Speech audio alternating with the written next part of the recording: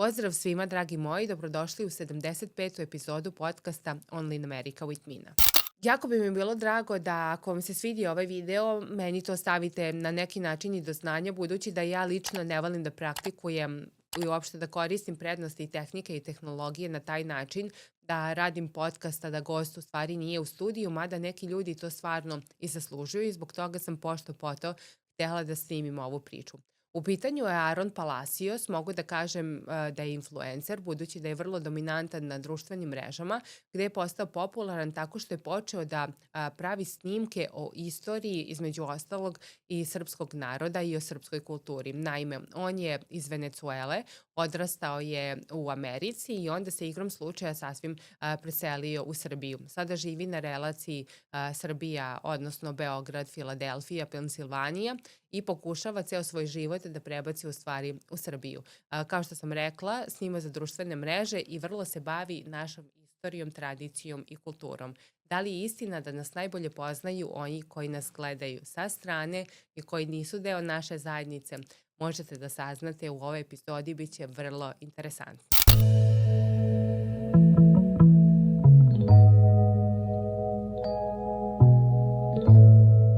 Na početku i ovog podcasta želim da pomenem sponzor, jer prosto postoje ljudi čijim radu se veruje i sa kojima ja volim da radim i za koje volim da mislim da su oni na koje mogu da se oslonim i verujem da i vi upravo tako u vašem biznisu tražite nekoga sa kim možete da radite i da jedni drugima u tome i pomognete.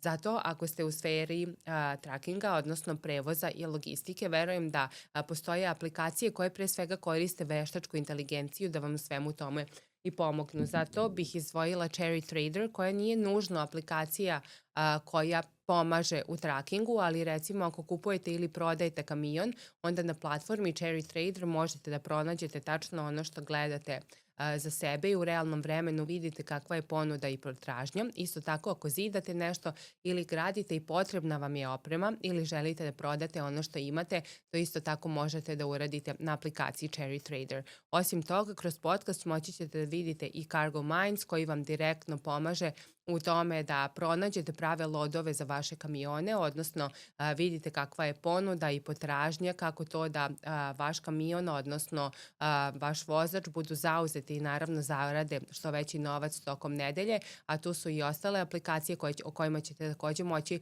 da čujete Fleetmate i Routemate koje pomažu u održavanju kamiona, u stvari cijele vaše flote, da znate kakvo je stanje kada treba određene promene i popravke da se izvrše i ostali detalji. Naravno i ELD oprema u smislu da pratite sve šta se dešava i da naravno imate najbolji uvid u sve to i na taj način sačuvate vaš novac i unapredite ceo biznis, tako da obratite pažnju na to i uopšte kako možete da ih kontaktirate i kako možda možete da kupite kameru koja se nalazi u opisu ovog videa, saznaćete baš u nastavku.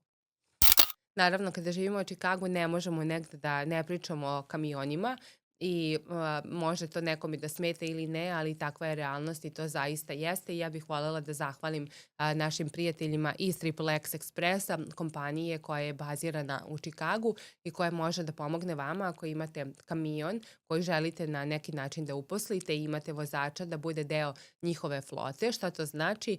Znači da će vam oni pomoći da zaradite novac, naravno da će se potruditi da to vreme koje vaš kamion i vozač provedu na putu da budu maksimalno iskorišćeni, tako da bez obzira da li se radi o velikom kamionu, odnosno semi-truck ili o malom kamionu, svakako posao u XXX Expressu mogu da pronađu, tako da kontakt do njih možete da pronađete u opisu i ovog videa. I'm so glad you're in my podcast and you're part of this show. I really wish that like you were here in Chicago actually, because it would be much better like technical wise, but still it's nice to have you on my show. So welcome, Aaron.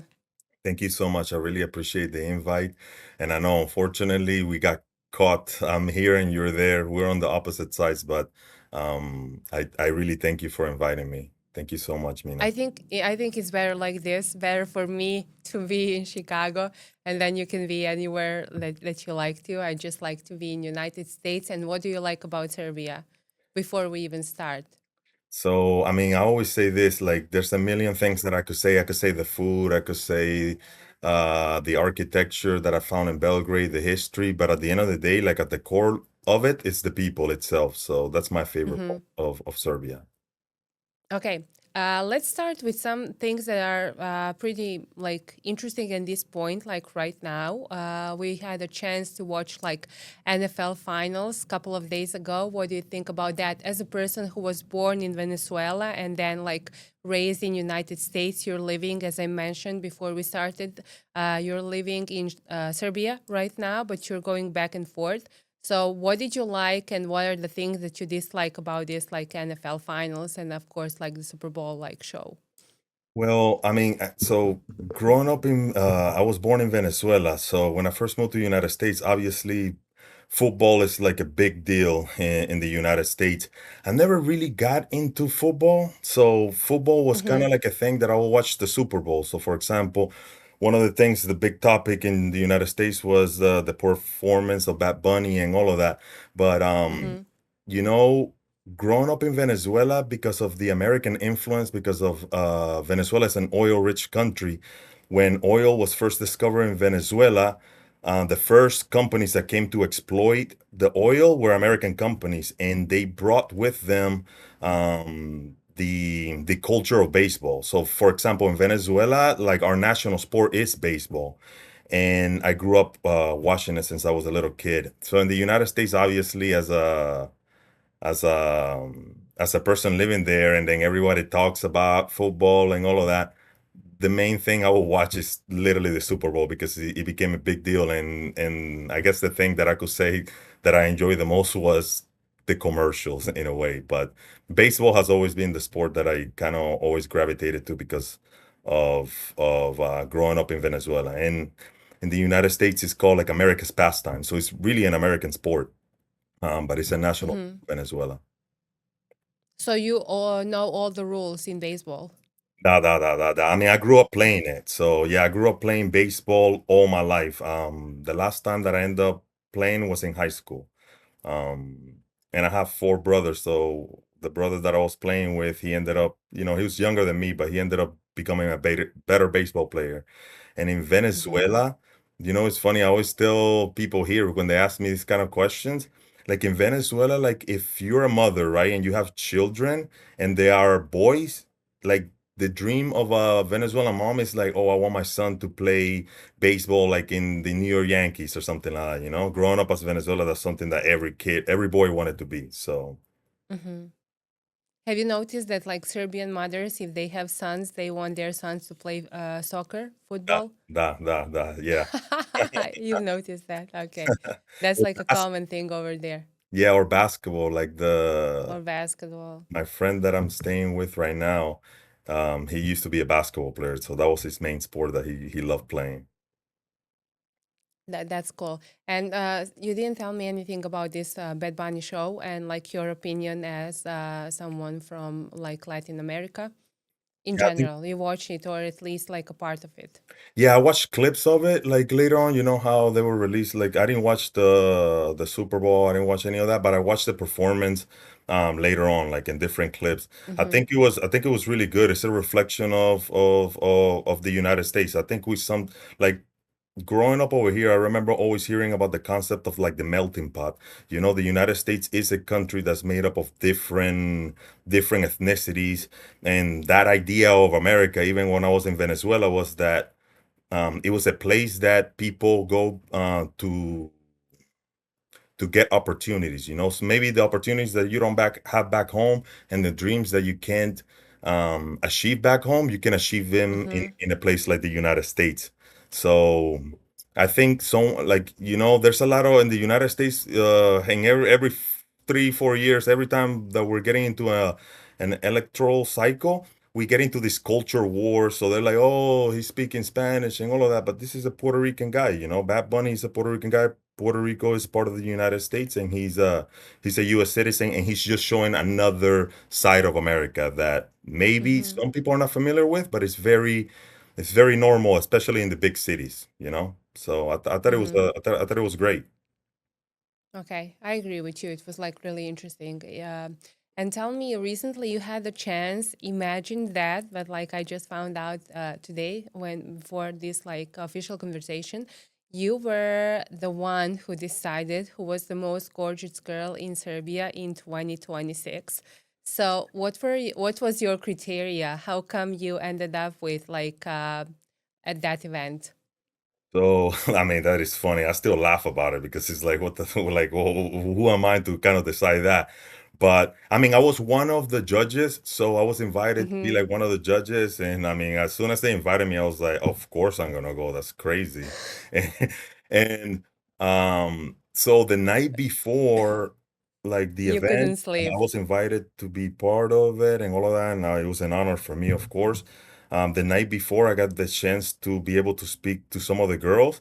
So, I mean, my criteria kind of like came more of because all of the women in there, if you like look at their physical beauty, of course, they were like, I mean, I wouldn't even know who to pick because they were all beautiful. But it was mostly in the conversations that I was able to engage with. And for example, at least at the event, I had to pick like the top three, and it all was based on some of the things that they were doing. And because beauty is like, yeah, we have like the outside and all of that, but like Mm-hmm. there's other layers of beauty that that make the person even more interesting and even more, I guess you could say, lovable or attractive. So finding out like what were they trying to do in life, what was how were using this opportunity to be able to attain those goals. One of the girls, the one that I voted for, I forgot her name, but Tanya, I think that was her name. The one that I voted for is she's like a poet, and she wrote a poetry book. It was very interesting. I think I forgot what her age was, but I found that fascinating. That Mm-hmm. beyond this contest, she was expressing her ideas of the world through poetry, and I find that beautiful. Mm-hmm. And that artistic moment, yeah, I totally get it. So, do you think that like the most gorgeous woman won, or it was really hard to decide? Yeah, no, at the end of the day, because I mean, this was a collective thing, and I think everybody put their minds into like who they thought was the best. I think the person that Mm-hmm. won was the correct one, and she was very charismatic too. So that's another thing, charisma is very attractive, and Mm-hmm. especially when you see it in a young person. Because I sometimes reflect back, like when I was looking at some of these girls, I was like, then when I was 19 or I was 20, I wasn't this confident, and it's impressive to see it in a young person like that. So that was very attractive. That's cool. That's really nice, and I'm glad that you had like one more great experience over there in Thank you. Serbia. And if we go through your background a little bit, as I mentioned, you were born in Venezuela, and then your parents and your family, like with your four brothers, you moved to United States. Of course, before you actually moved to Serbia. So how was that like growing up in United States back then? You came So, to Florida first, right? so no, the first place. So when we first, my parents decided to move to the United States in 1999, and my You father, were 11 years old, right? yeah, I was 11 years old. So my father's idea was he was gonna go in first, and he was gonna bring some of us, and then my mother like put her foot down, and she was like, look, if we're gonna go to the United States, like it's all of us or nobody. And that's what we ended up doing. So when we first moved to the United States, we ended up in this really small town in Virginia called Martinsville. Oh, It was a very small town. We stayed there for about 4 years, and then after that we ended up moving to Florida, to Naples. My parents, their idea was that like the main reason that they moved to the United States was for economic reasons, and they wanted us to have better opportunities, especially when it came to education. So we moved to Virginia. My parents we ended up living there from 1999 to 2004. And my parents used to work for this company in there. It's called Bassett. They make like furniture. It still exists in the United States, but during the time that my parents worked in there was a whole process of this company ended up going and moving their whole production to China, and okay. everyone in that town lost their jobs. I believe that that company was there for about 70 to 80 years. So imagine this. Wow. like at least everyone that went to school with me, like their father worked at the factory, their grandfather worked at the factory, and their great grandfather worked at the factory. And Like three, four generations. yeah, yeah. And to a larger extent, sometimes as I got older and I became a little bit more like politically um conscious, if living in the United States, like that's not unique. There's a thousand towns across America where like there was a manufacturing base where people were working, they had good jobs, they had good insurance, they worked, and people will rise up. They were able to buy a home and all of that. And we ended up moving to the United States in a time where like we had all of these free trade agreements where companies moved to other places. And as I got older and I got to meet other people within other parts of the United States, I started to understand that this was not unique to us. It's something that happened Mhm. all over the United States, even in the major cities. And it's part of the story that's continued to be written today. Mhm. And what do you think, how you feel about that? And what do you think you left, actually, your family left Venezuela in order to have like a better life in United States?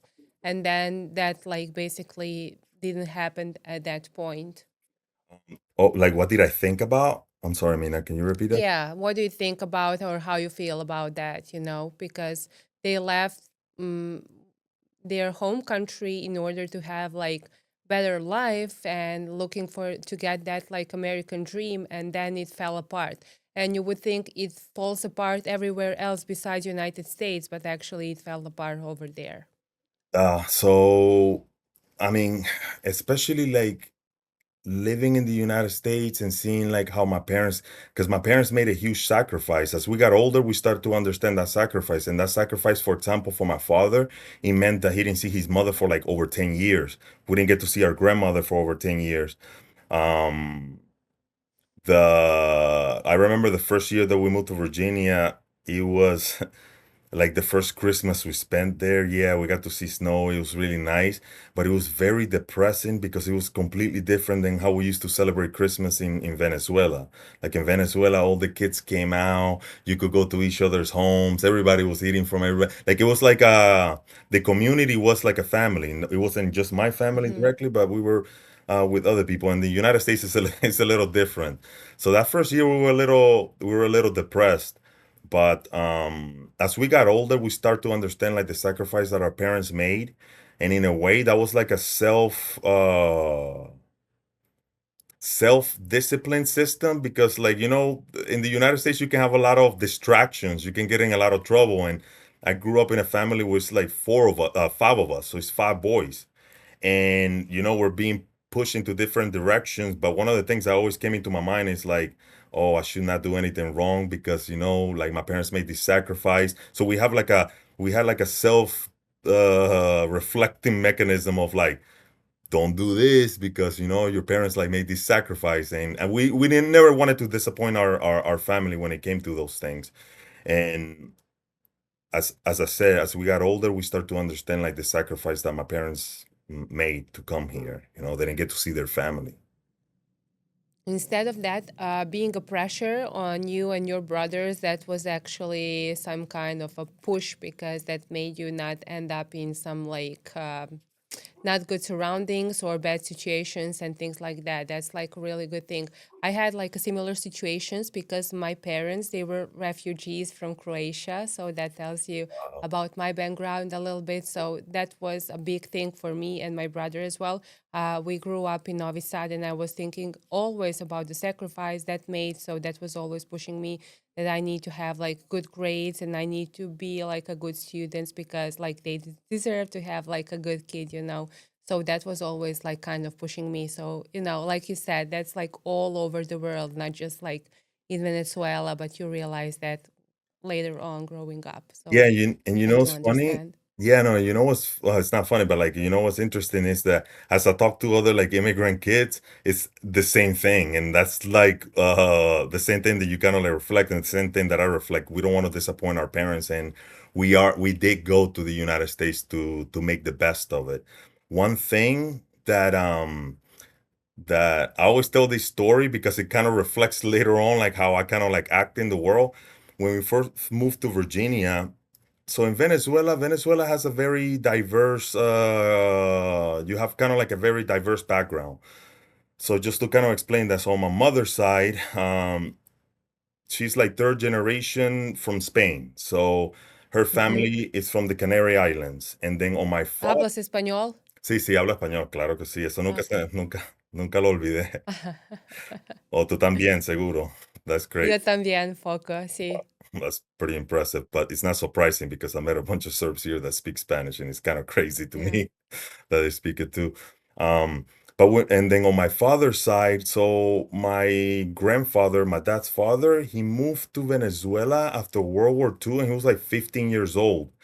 And then my grandmother on my dad's side, which is my father's mother, she is of African descent. So she's a descendant of the African slaves that they brought to Latin America, very similar to the United States. And my grandmother always say this funny story, but like when she got married to my to my grandfather, like his last name is Maselli, like my last name is Palacios. Um, my grandfather, like he fell in love with my grandma completely, like he loved her, but his family was kind of like a little prejudiced against her. And my grandmother she has a very strong character. So she was like, we're gonna be married, but your family, like it's mean to me, like it's like racist towards me.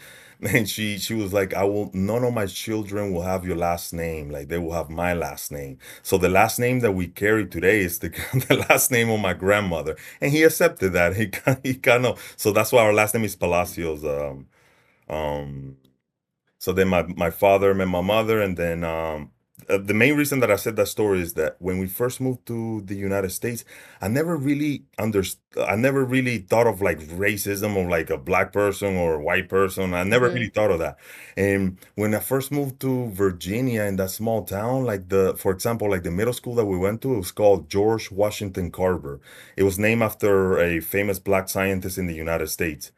And I remember learning that, for example, that middle school, like in the 1920s, it used to be a segregated school. It was a school that was only for black people. And to me, it was like really crazy to kind of like understand that. And in that very small town in Virginia, if you kind of like read some of the history, there was like really there was a lot of racism. There were lynchings of black people, like in trees and stuff like that, like back in the days. And understanding those things, there was also like a bias. So I always say that like my first experience of racism of any kind was in the United States. The first month that we spent in our school, we used to kind of get bullied because of our accent, and like we looked a little different. Wow. Yeah, we looked a little different, and my parents were very smart. And now that I look back at it, it's like it's very impressive. Like we had an open communication with our parents, so we told them what was going on in the school. So our parents kind of like build up this program, like every after we got out of school, we will all have dinner together. Our parents will ask us what happened during school, and our parents would now we understand it as this, like they build up our self-esteem, like, oh, you guys speak two languages. They only speak one. You guys are better Mhm. than them. Like it's not like saying that we're superior or anything like that, but like at that moment, they did two important things. They build up our self-esteem by telling us those things, but they also allowed us to kind of fight back. So my brother Julio, me and him are 1 year apart. So I remember like that first, and it only lasted 1 month. But like me and my brother, like let's say I'll get jumped by like 5, 7 kids or whatever for that.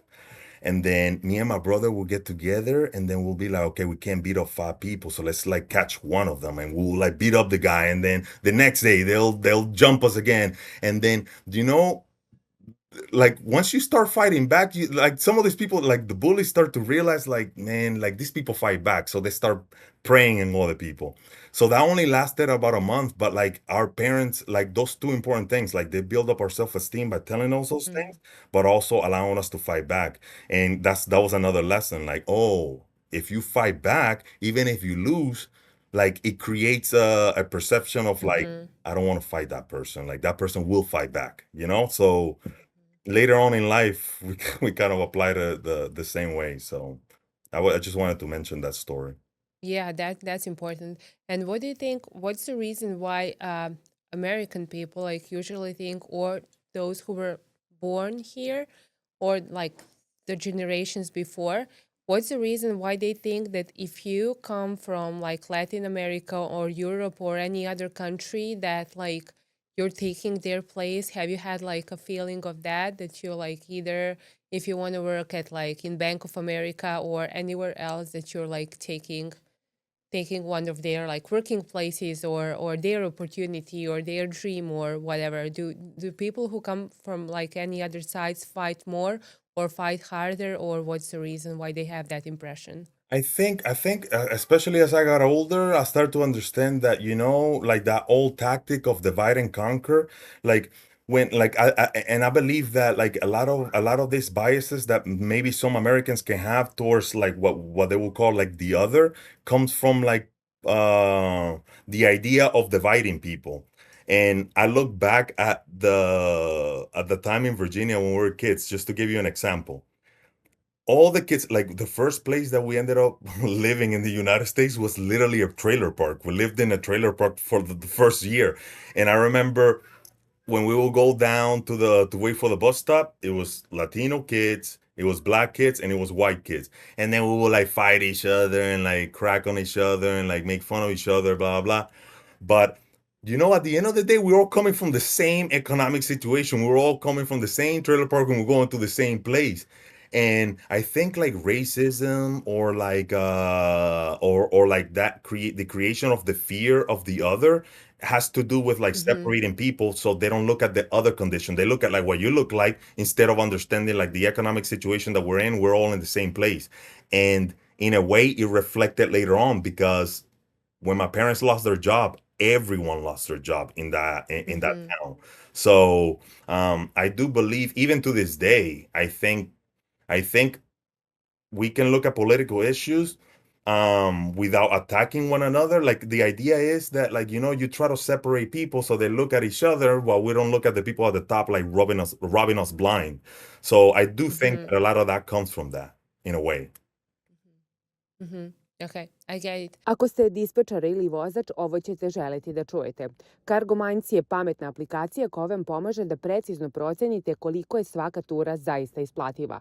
Uz pomoć veštačke inteligencije, Cargo Minds analizira market i prikazuje realan rate za određenu turu, rate per mile, troškove goriva i putarina, kao i količinu lodova u regionu u kojima se vaš kamion nalazi. Sistem u realnom vremenu analizira tržišta i daje vam uvid u to da li se određeni load zaista isplati ili ne pre nego što ga prihvatite. Na taj način uz Cargo Minds možete da smanjite deadhead, pronaćete rute koje donose veći profit i kreirate pametan dispatch plan na duže staze. Ukratko, ova aplikacija vam donosi više zarade i manje izgubljenog vremena. Saznajte više detalja u opisu videa. And then after Virginia, they moved, and all of you you moved to Florida, right? Naples, and then you lived in Orlando. Probably like one of like most gorgeous and nicest like cities in Florida, I guess. How was that for you It's so over there? Yeah, no, it was so crazy. So we spent 4 years in Virginia. So when I moved to Florida, it was 2004. I was going into 10th grade. And so imagine this. I went from a high school in Virginia, was like 90% like white people, probably like 8% black people, like 2% Latinos and everybody else, to a high school that was literally 70% Hispanic. And it was so funny because like we went to and in that high school, I remember I was able to like learn the other dialects of Latinos, like Cubans say this and Colombians say that, Venezuelans say this. And we didn't have any more racism, but we had other things. We were fighting each other, it's kind of like an upside down thing. But it was a beautiful, like my high school years in Florida were perfect. Like I always tell people this. I was like, we used to tell our friends in Virginia, we used to tell them like, man, I live where you vacate, where people go go on vacation. And like I remember our high school, we'll get out of high school and it was a normal thing to go to the beach. It was like 10 minutes from there. It was like, it was perfect. Mm-hmm. So it was really, it was a really good time. So it was completely different way of seeing life, you know? Mm-hmm. And even like before you came to Serbia, which was in 2023, you used to work in Bank of America, right? That's So what. was it hard? Was it hard to get like a job there? Because I know that like a lot of people from Balkans in general, they manage to get jobs like in banks. So do you find that like difficult or not? So this is the thing that while I was going to school, I got a job as a teller. So, you know, usually in the United States, like kids like will get loans for like their schooling, all of that. Like I worked my whole way through school. And I c- I remember, I think it was like 2012, I think when or 2011 or something like that, when I first got that teller job.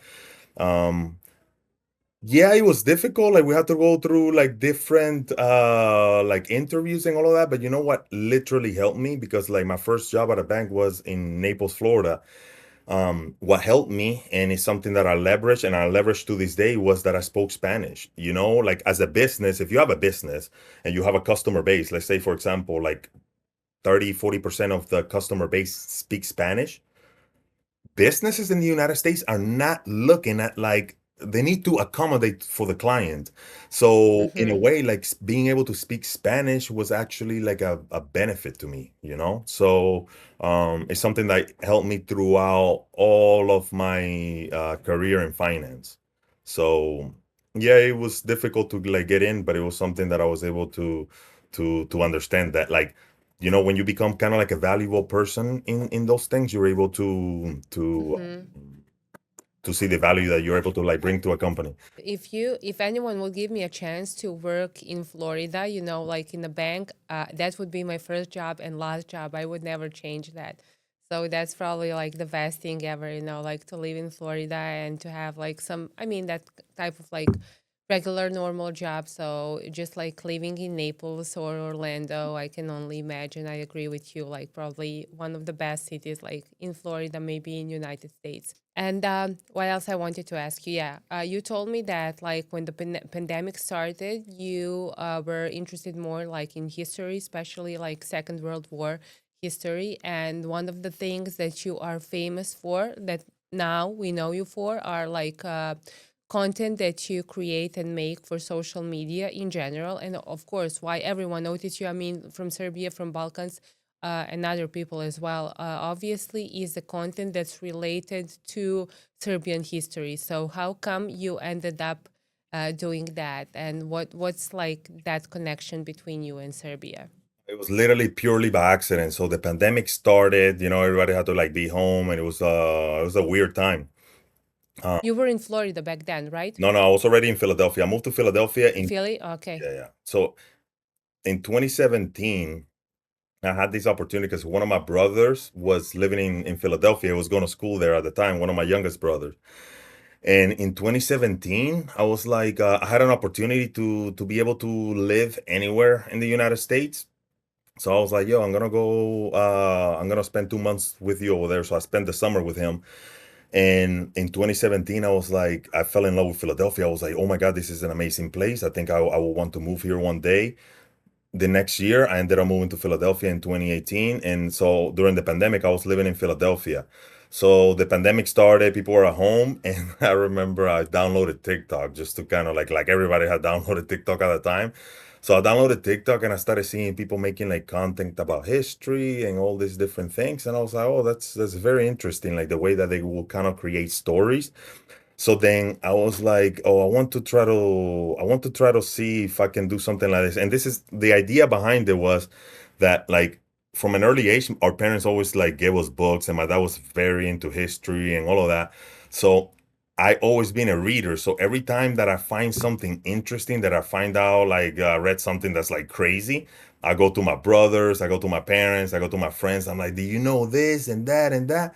So when I started the TikTok account, I was like, oh, the same way that I do, where I discover some of these things about history and I share it with my family and my friends, oh, I can do it like with other people. So I started seeing like what other people were doing. So then I was like, Mhm. how should I do this? So then I started like coming up with a plan. I was like, okay, I want to do something like maybe that's a little different.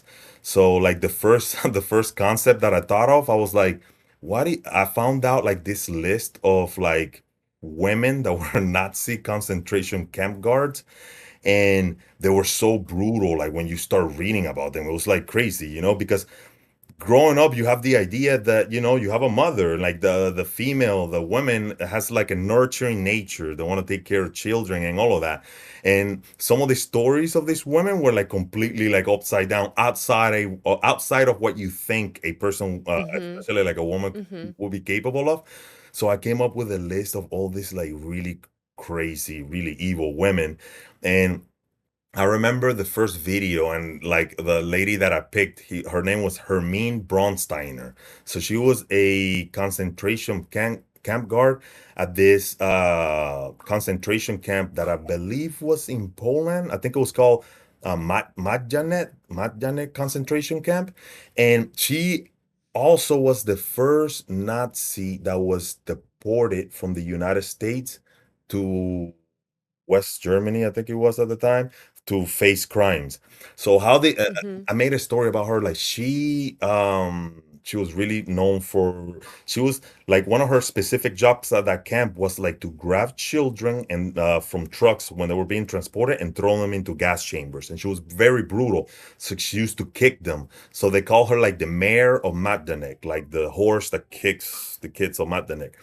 And she ended up doing, like, after the World War II ended, she ended up doing like a year or two in prison, and then she met an American guy that got married with her and brought her back to the United States. And he brought her back to like Queens, New York.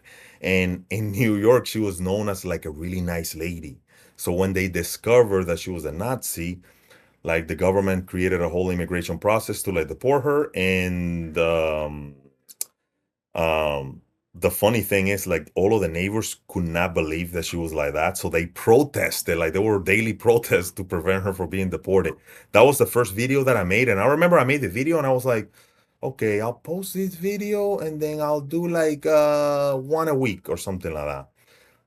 And then I waited a month. I was like, oh, I don't know when I'll post it. And then one day I was like, I'll post it today. Oh my God, when I posted that video, like the next day I woke up, it had like 1 million views. I was like, what's going on here? So then, since I already had a list of this, I was like, I became kind of like a lunatic. So when I become obsessed with something, I just like go crazy. So instead of making like one video a week, I was like making 5 a day, 8 a day, and I just started posting. So then I was running out of content. So I started doing more research and more research and more research.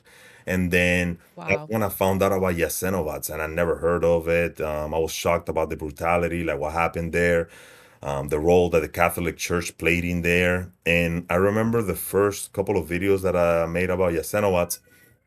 Um, a interesting thing that happened that made me more curious about Serbia. That's why I always tell these people. I tell like all these people that like send me hate. I'm like, dude, you guys made me interested in Serbia even more by denying some of this stuff. Because like when I was making videos about like the German brutalities, I never received messages from Germans saying like, oh, that's fake or this is that. No, I never received that. When I started talking about Yasenovats, I was like I started getting like threats, and I was like, where's this coming from? Like, dude, this is a lie. This is this is that. So it just made me more interested. That's from Croatian people that you got. It was like it was Croatian. Mhm. They were like, this thing not happened. This was fake. This and that. So as I continued, I I started receiving more messages like, okay, yeah, that happened to the Serbs, but like you should read what the Serbs did in the 90s. Like that's why we know them as. It's always like that, yeah. Then I was like, okay, I'm gonna read about it. And then when I started reading about it, like the split of Yugoslavia and all of that, is when I started putting certain pieces together. So I have a political leaning in terms of like I always been critical of U.S. foreign policy. I'm from Latin America. The United States has played a very negative role in the region, Latin America, the Caribbean, and Central America. And if you kind of look at how the United States exists today as a global empire, economic, militarily, and all of that. It exists today because of the way that they implement. Like, it started with Latin America. Like, the United States is today known as America's backyard, their sphere of influence. And when I started to read about what happened in the split of Yugoslavia, I saw the role of how the United States has always played in different parts of the world: divide and conquer, and separate different peoples to fight each other, while the very people at the top, the big powers, are able to like reap those rewards. So, like, when I started reading about it, yeah, in the context of war, there's gonna be atrocities all over the place, and I never denied that. Like, I never denied that maybe Serbs committed war crimes in some of these areas that this conflicts in the 90s like played in, but there is a context to that, and the context is very important because, like, I go back again to growing up in the United States. I was living in the belly of of the beast, in a way. And I am a U.S. citizen. When I was making these videos about Yugoslavia and the split of Yugoslavia, I'm talking from an American perspective. And the American perspective is there's a lot of American people that are tired of us funding these wars at the expense of American taxpayers. So I started when I started to see, like, because I read the narrative of how Yugoslavia got split, like the Serbs are genocidal people and all of that. It took me back to some of those things that I grew up here in the United States. I was a kid when the Iraq War started. I was a kid when 9/11 happened. I was a kid when we invaded Afghanistan. And some of my friends ended up going to those wars and came back like really messed up, the ones that did not get killed. And seeing all of that, I remember, like, they prepare us. Oh, they have weapons of mass destruction. They have this. It was all lies. So when I started reading the narrative, the official narrative that the Western media like put like on Yugoslavia, I was like, oh, okay, yeah, I actually understand this context. So I started making videos explaining the other side of the coin in a way. And people did not like that because there was already a narrative that was implemented on the population, so we can justify those attacks in 1999 and the other involvements that we had in Yugoslavia at that time. And that's where my narrative started. And I started receiving threats, like when I started talking about Kosovo and Metohija, and I started explaining some of these situations. I think the group of people that I have to thank every day in a way is Albanians. Like, this Albanian ultranationalists literally made me famous. I always tell them, I'm like, you could have just ignored me. Like, why do you care about what some random guy like in Philadelphia is like talking about about Kosovo? Like, just ignore it. When I see somebody talking about Venezuela, I don't like it, I'm not gonna put energy to that.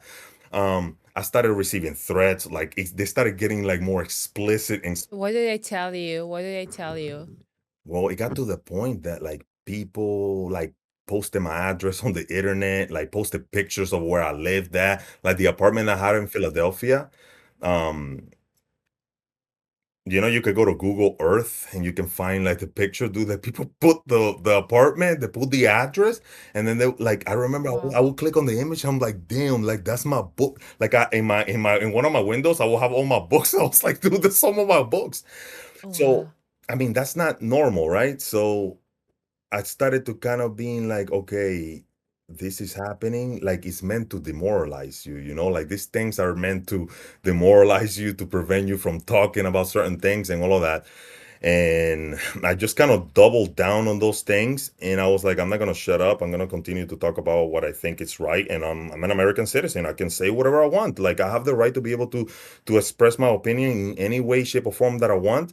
And 2000, the beginning of 2025, I remember I was like, you know what? I want to start the year with like a bang. So I started doing this research on this Albanian lady, this American Albanian lady that lives actually in New York City. She's a lobbyist. She's like a real estate person, blah, blah, blah. She was campaigning, lobbying in the United States on behalf of the former prime minister of Albania, Berisha. I think that was his name. He's sanctioned in the United States for human rights violations and for corruption. He cannot go to the United States. So she was lobbying on behalf of him, like paying different politicians within New York City, lobbying on behalf of Kosovo as a state and all of that. And I made a video saying like, hey, if you're lobbying as an American citizen and you're lobbying on behalf of foreign government, like you have to be registered as a foreign agent. And I made some videos about that. And the lady, the lady went crazy. She posted like, I always say this. I was like, because I posted this on Twitter. I posted it on all my platforms. I was like, I think she was like drunk in the middle of the night because she went so unhinged. She posted she tried to post my social security. She posted like several addresses of mine. She threatened to like sue me for defamation. I was like, you cannot sue me. You have to sue the newspapers that I got some of this information from. So in a way, that lady kind of like made me more famous. It got me in contact with like more Serbs that are doing this kind of like work. And I had this Serbian guy that lives in the United States. His name, he goes by Sasha Jovanovic, I think that's his name, Alexander. Like he lives in Miami. Amazing guy. He literally contacted me. He was like, hey, bro, like this kind of things happen to me too. Like we have this group of lawyers. If you ever need any help with anything, like this is at your disposal. So it kind of like made me not feel like alone in a way. And I just continued. So.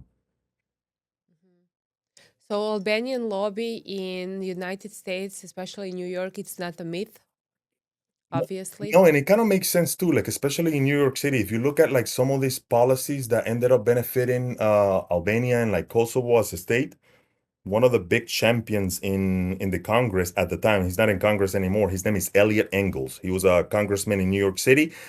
He represented parts of the Bronx and other parts. In the United States, the largest population of Albanians are in the Bronx. It's like 100,000 of them. It literally makes sense.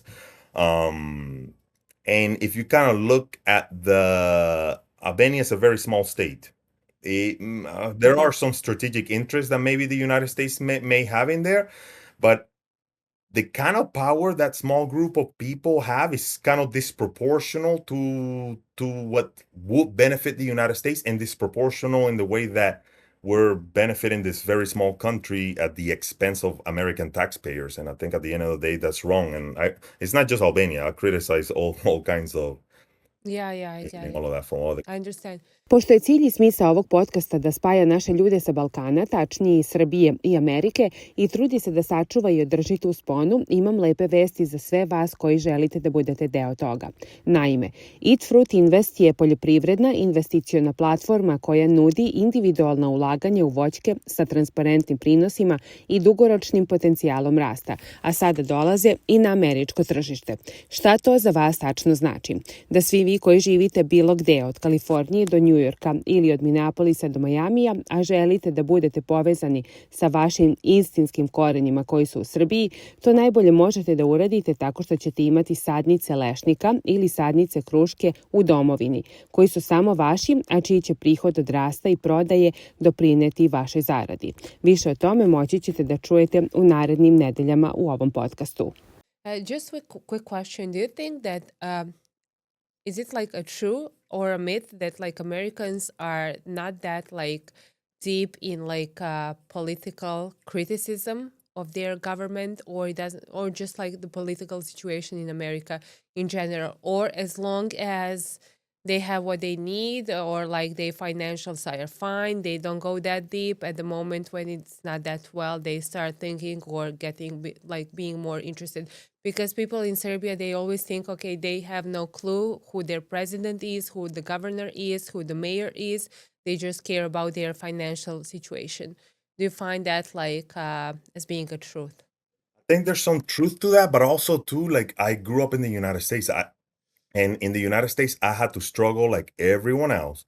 And I think. But you're not a typical American just because you came here, so that's the difference.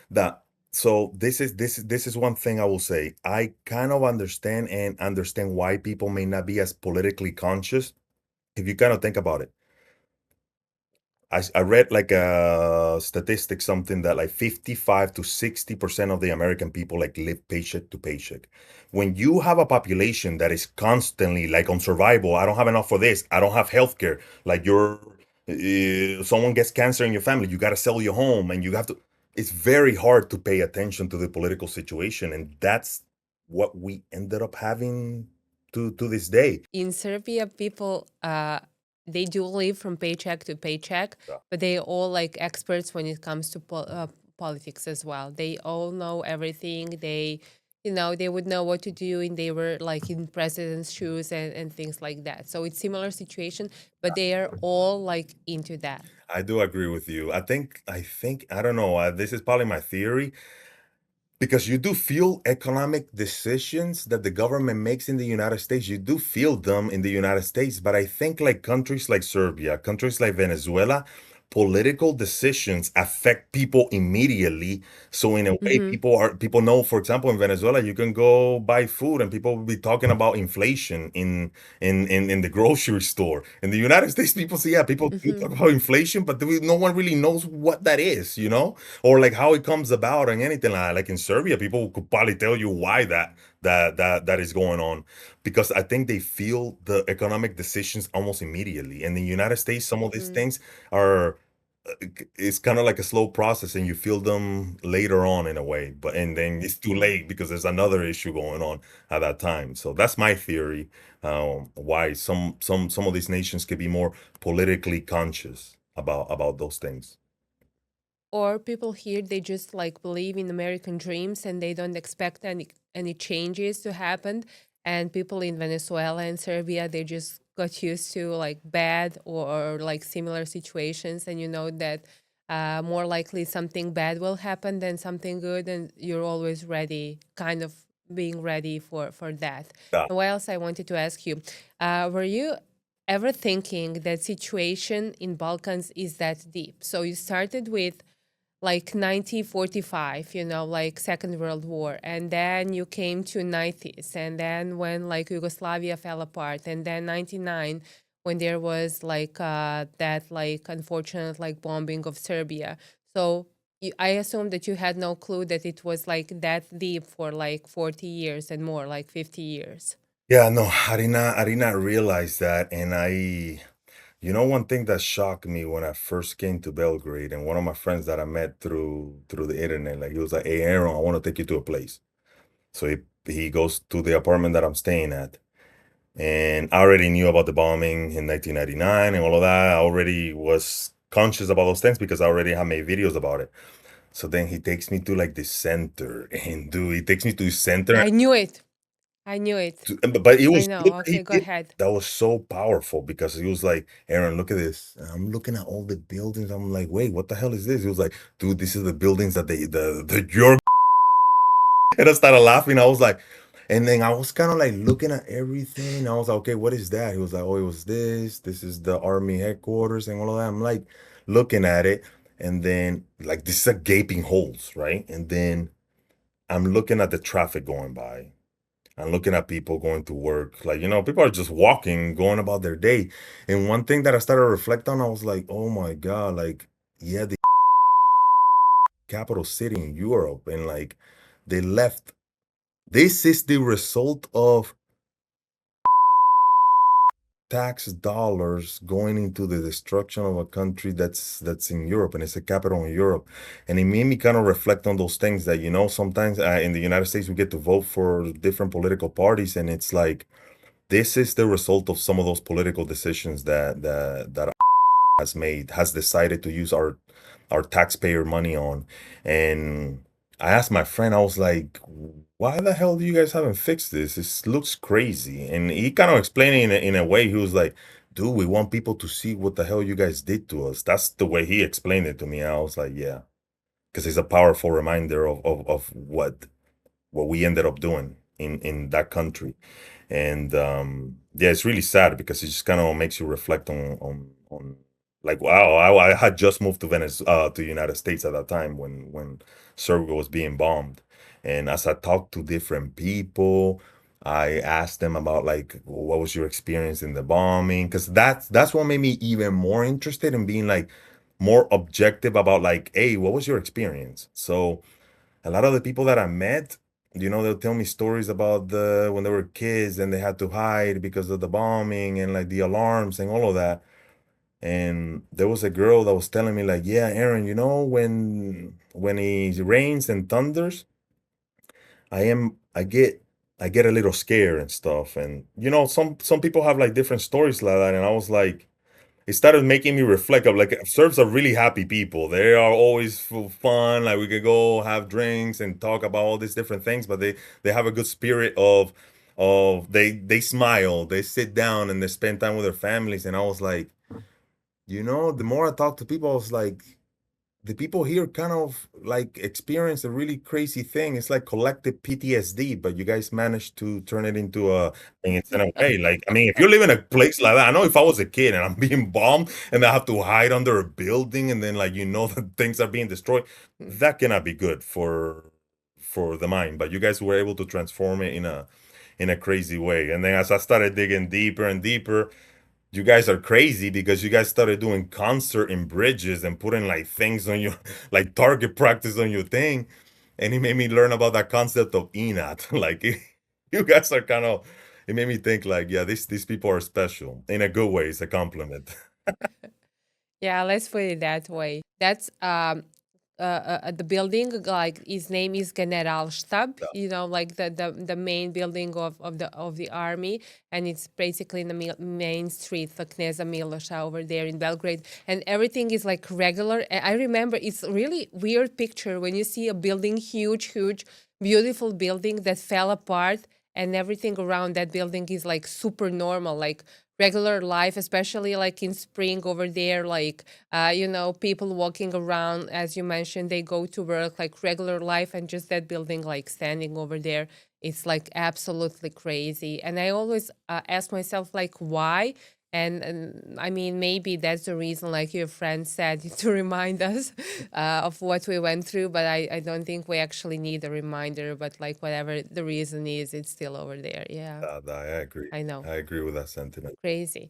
Kada govorimo o elektronskim uređajima koji se koriste za praćenje vožnje, sati i rada kamiona, već znamo koliko je tržište prezasićeno. Međutim, postoji jedan ELD koji se ističe. Routemate je vaš pravi prijatelj. Ovaj ELD uređaj nema ugovornu obavezu. Savršen je za praćenje rada vozača i stanja samog vozila. Jasno dijagnostikuje problem zahvaljujući najnovijoj tehnologiji, a samim tim smanjuje troškove. Ovaj fleet management solution nudi i kamere, i to klasične i AI kamere, koje su gotovo duplo jeftinije od svega sličnog na tržištu. Još jedna sjajna stvar. Da li biste ikada pretpostavili da se GPS uređaj krije u stop svetlu kamiona? Naravno da ne.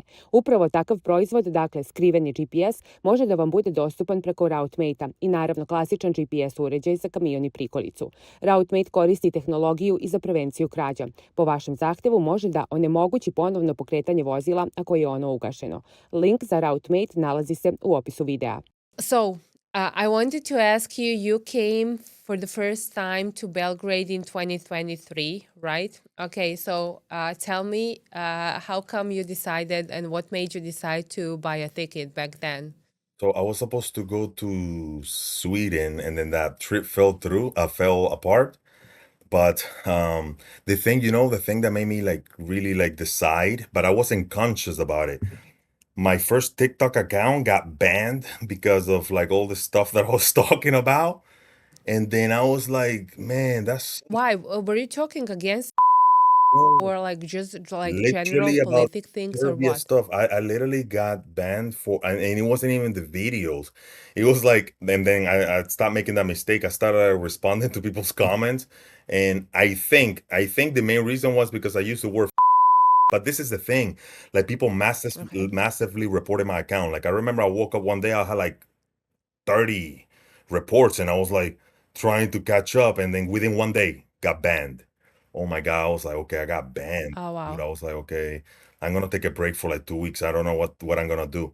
So I was in my room and I randomly wrote something like in my room. I look like a conspiracy theories. I have like all these sticky notes all over my room where I write the things that I want to do and stuff like that.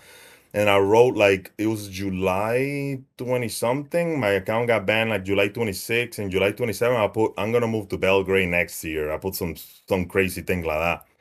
But I didn't know that I was gonna go to Serbia yet or anything like that. And then I started another TikTok account. But this time I was like, okay, I'm gonna start a TikTok account, but I need to leverage this thing. That's only one platform. So I started a Twitter and Instagram and the TikTok account. I was like, if they ban one, I still got the other ones and I can still kind of like manage. And then I was like, you know what? I'm just gonna focus on like what happened in Yugoslavia. Like this time, I'm not gonna. I mean, I talk about other things now, but mostly talking about Serbia and my experience here, but the historical aspect of those things. So I focused on that, and then October came, and I had the opportunity to go to Sweden. That fell through. So then I was like, dude, what if I just go to Serbia? Let me just see what Belgrade is like. So I told you earlier, I was like, I was at the bank and I was like, oh, I already kind of knew the trip fell through. So I was like, dude, I think I'm gonna go to Serbia next week because that's when I was supposed to go to Sweden. So then my day at the bank finished, and then I was like, I went to a bar, I had a couple drinks, and I was like, dude, if I really want to go to Belgrade, I need to force myself. So I was like, I made a video. I was like, hey guys, I'm gonna go to Belgrade next week. Like, what can you guys tell me? Like, where should I go? What should I eat? Blah blah blah, all this kind of dumb stuff. And so it was on a Friday. Sunday about the ticket. I was in Belgrade on Wednesday, and I was only supposed to go for 9 days.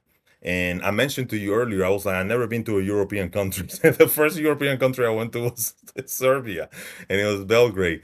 And then, like, I think it was like my seventh or eighth day in Belgrade. I was so charmed by it. I was fascinated. I was like, dude, what if I stay here longer? Like, what it feels like to live here? I mean, I made a crazy radical decision that, in the end, to me, paid off in terms of like my experience and everything that I was able to learn. Dude, I quit my job and I just stayed in Belgrade for 3 months. And then that gave me the base to understand. Like I went through Slava, I went through Serbian Christmas. So I always tell people, I was like, yeah, I was curious about Serbia because of its history, but I really fell in love with Serbian people when I first came here and I experienced all of these things. So it created those first 3 months, those 3 months that I lived in Serbia kind of created the base for me to be able to be like, yeah, I can actually live here. This is doable. And then I came back a year later. I got an apartment. Like last summer I was here. I got an apartment in Zemun, and that's where I live, but I'm between United States and Serbia. It was United States and Zemun, I mean actually, Zemun, yeah. Munse Yeah. Konsat, and that's what they say there. Musicons. I love that area. Okay, I see. You have you know like a lot of jokes. From what I heard from you, you find experience more important than making money, right? Yeah, but you know what? I think one thing I found out in life, like, yeah, we need money. We need money to survive. We need money to be able to like create the life that we want. And in a way, money creates a buffer between life and death. What does that mean? That doesn't mean that it's important. Like I need to be able to money is able to protect us from our kids going hungry, our family going hungry, us having shelter and all of that. So of course you have to have a pragmatic approach about those things. I need to be able to survive to be able to do all the things that I want to do. But growing up, I grew up poor. And in the United States, we were able to make something of ourselves. And one thing that my childhood taught me was, in Venezuela, we didn't even know we were poor. We were poor, but our parents like filled our home with so much love that later on in life, I remember like in high school, I was like, yo, I need these shoes. Oh, we don't have it. We don't have this kind of money to be able to buy those shoes and all of that. And it made me kind of like learn not to be attached to like material things. We need it. I'm Hmm. gonna chase it. I'm gonna have that pragmatic approach about life. I don't want to like. I'm not saying that being poor is like a bad thing, but those things Yeah. bring stress and all of that. And but I learned to be in a way fearless about those things and not be too attached to things, because at the end of the day, when we die, the only people that the only thing you want to be surrounded by is probably like your family, your future kids, your grandchildren, and all of that. That's the only thing that you really like get to keep in a way, because that you can lose Hmm. that forever. Like I can lose money and then make it the next month or something like that. So I learned not to be attached to those things. Hmm. Okay, you lived in Philadelphia and you still like in a way live here, and then you do live in Serbia. So when you were considering living in Belgrade, what were the things that made you realize, yeah, I can do that. I can live in Belgrade. Like why? The way of like I mean lifestyle in general, people as you mentioned, or like what are the things that you considered and then you made that decision? So, because there's other things, like I have other ambitions. So, like, obviously, I love the lifestyle, I love the people here. I'm learning something new every day. But I wanted to, because I fell in love with Serbia, I wanted to use Serbia as like a base to be able to, because I'm still like learning about all, like other countries in the Balkans, and I still want to go to other, I want to go to Croatia, but not to like antagonize anyone. I want to see like how it is over there because I'm genuinely curious about it. I would love to go to Kosovo, of course, Macedonia, and some of these other countries to like learn more in Bosnia. Hmm.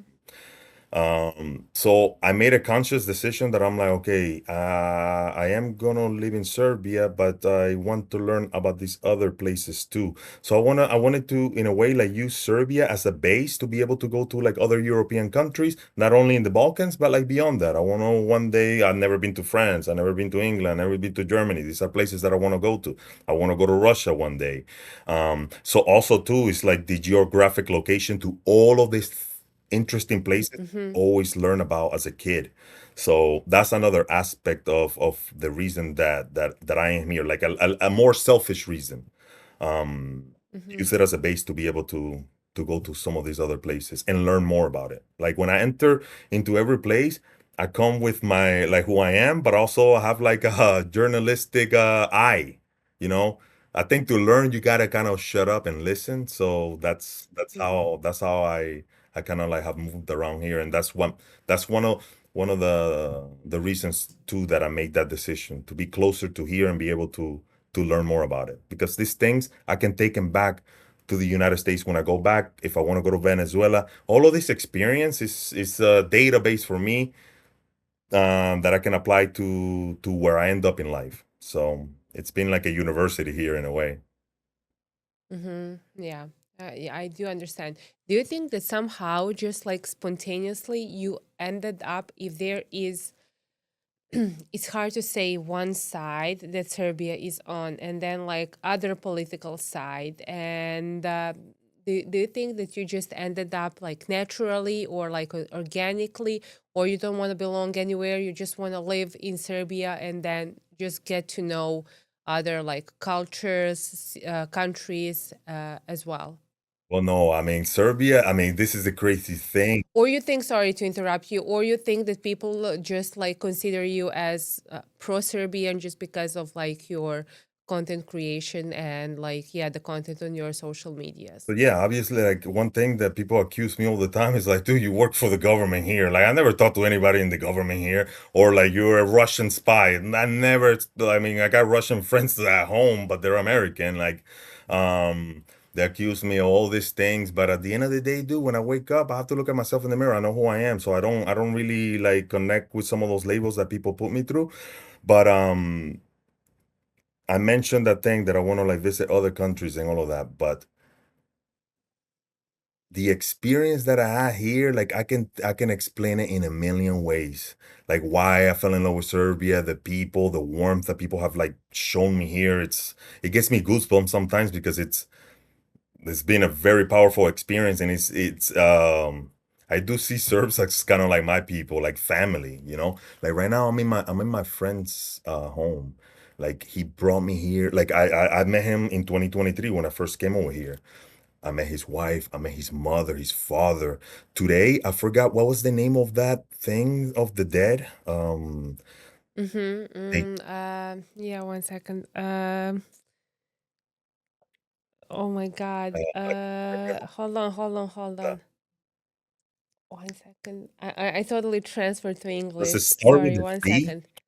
No, hold on. Yeah, like when we I mean celebrate, remember dead people who died. Yes. Um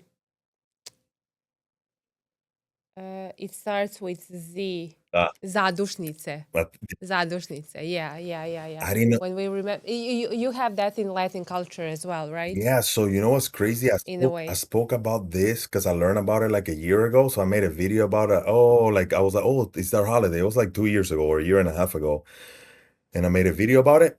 And while I was in Philadelphia, and dude, by accident today, not by accident, I don't think anything's an accident. Sometimes, like literally, my whole experience in Serbia, sometimes it's like everything kind of like lines up. And my friend is like, "Oh, it's today. Do you want to go?" I was like, "Oh yeah, I read about. Yeah, I would love to go." So I went. I saw like everything. Like they explained to me everything, and I remember my friend was like, "Hey, do you want to record and all of that?" I was like, "No, no, no, no, no. Like right now, I want to like learn. I want to experience everything. I'm seeing like how people respect, pay their respects to their loved ones." I was like, right now, it's not important to record anything. Like I'm gonna keep this in my mind. Another maybe next year I'll record something, but like right now, it's important to like be in the moment and like understand like people's pain, like what people went through. One of Mm-hmm. my friends' family members, like he's his brother like fought in the Bosnian War, like his mother's brother fought in the Bosnian War, and then they were like, "That's him," and they explained me like what each one did and all of that. It was a really beautiful experience, and we were there with the kids. It was very powerful. But these are the things that like you can't really pay somebody to do these things. You can't put a price on things like this because these are things that Mm-hmm. like it gets you it makes me a little emotional because it gets you closer to the people in a way because you're able to like see their soul and you're able to see like who they are as a people, and that's Mm-hmm. the experience that I've been lucky to have had here. That's why Mm-hmm. I can explain to you a million reasons why I love Serbia. Like you have to be like you have to have experienced some of these things that made me fell in love with these people, you know.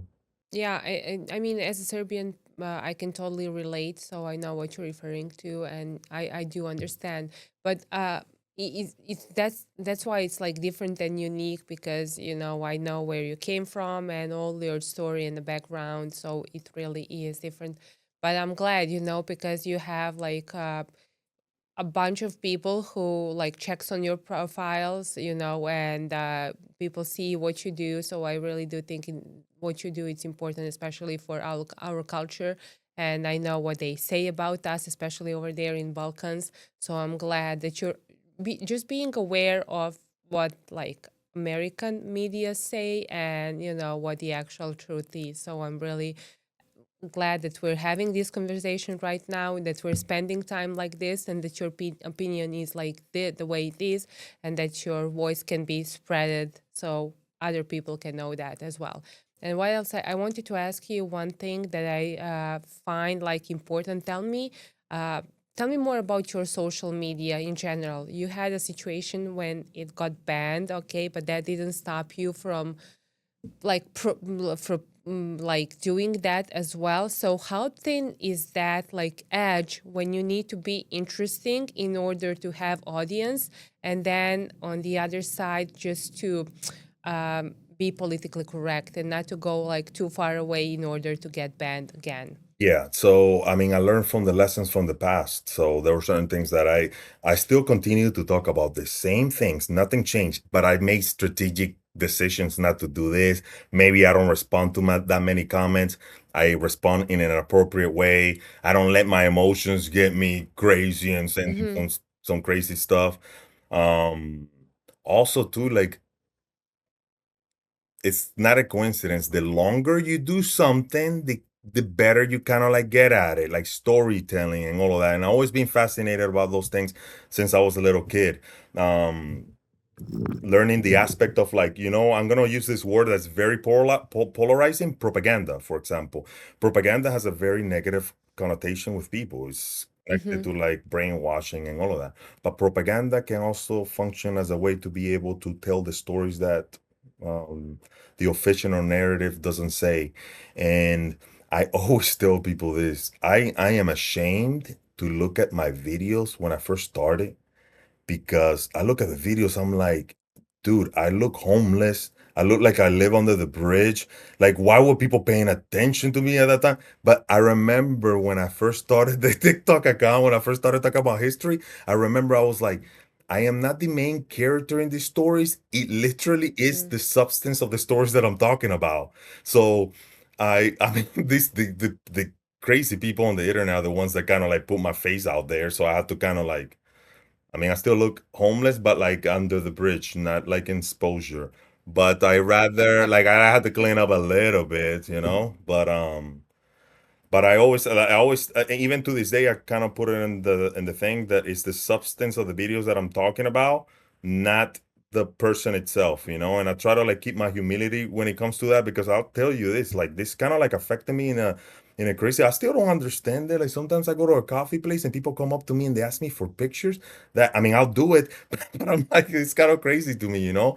But I try to keep my feet like my feet on the ground. Like I take the bus. I like to mingle with people, because that's even Philly. Like when I go to the bank, I was taking the train. I don't want to change those things. I'm not better than anyone else. And he actually has helped me out a lot in Serbia, because like when people approach me, literally the number one question is like, oh, thank you so much. What's your name?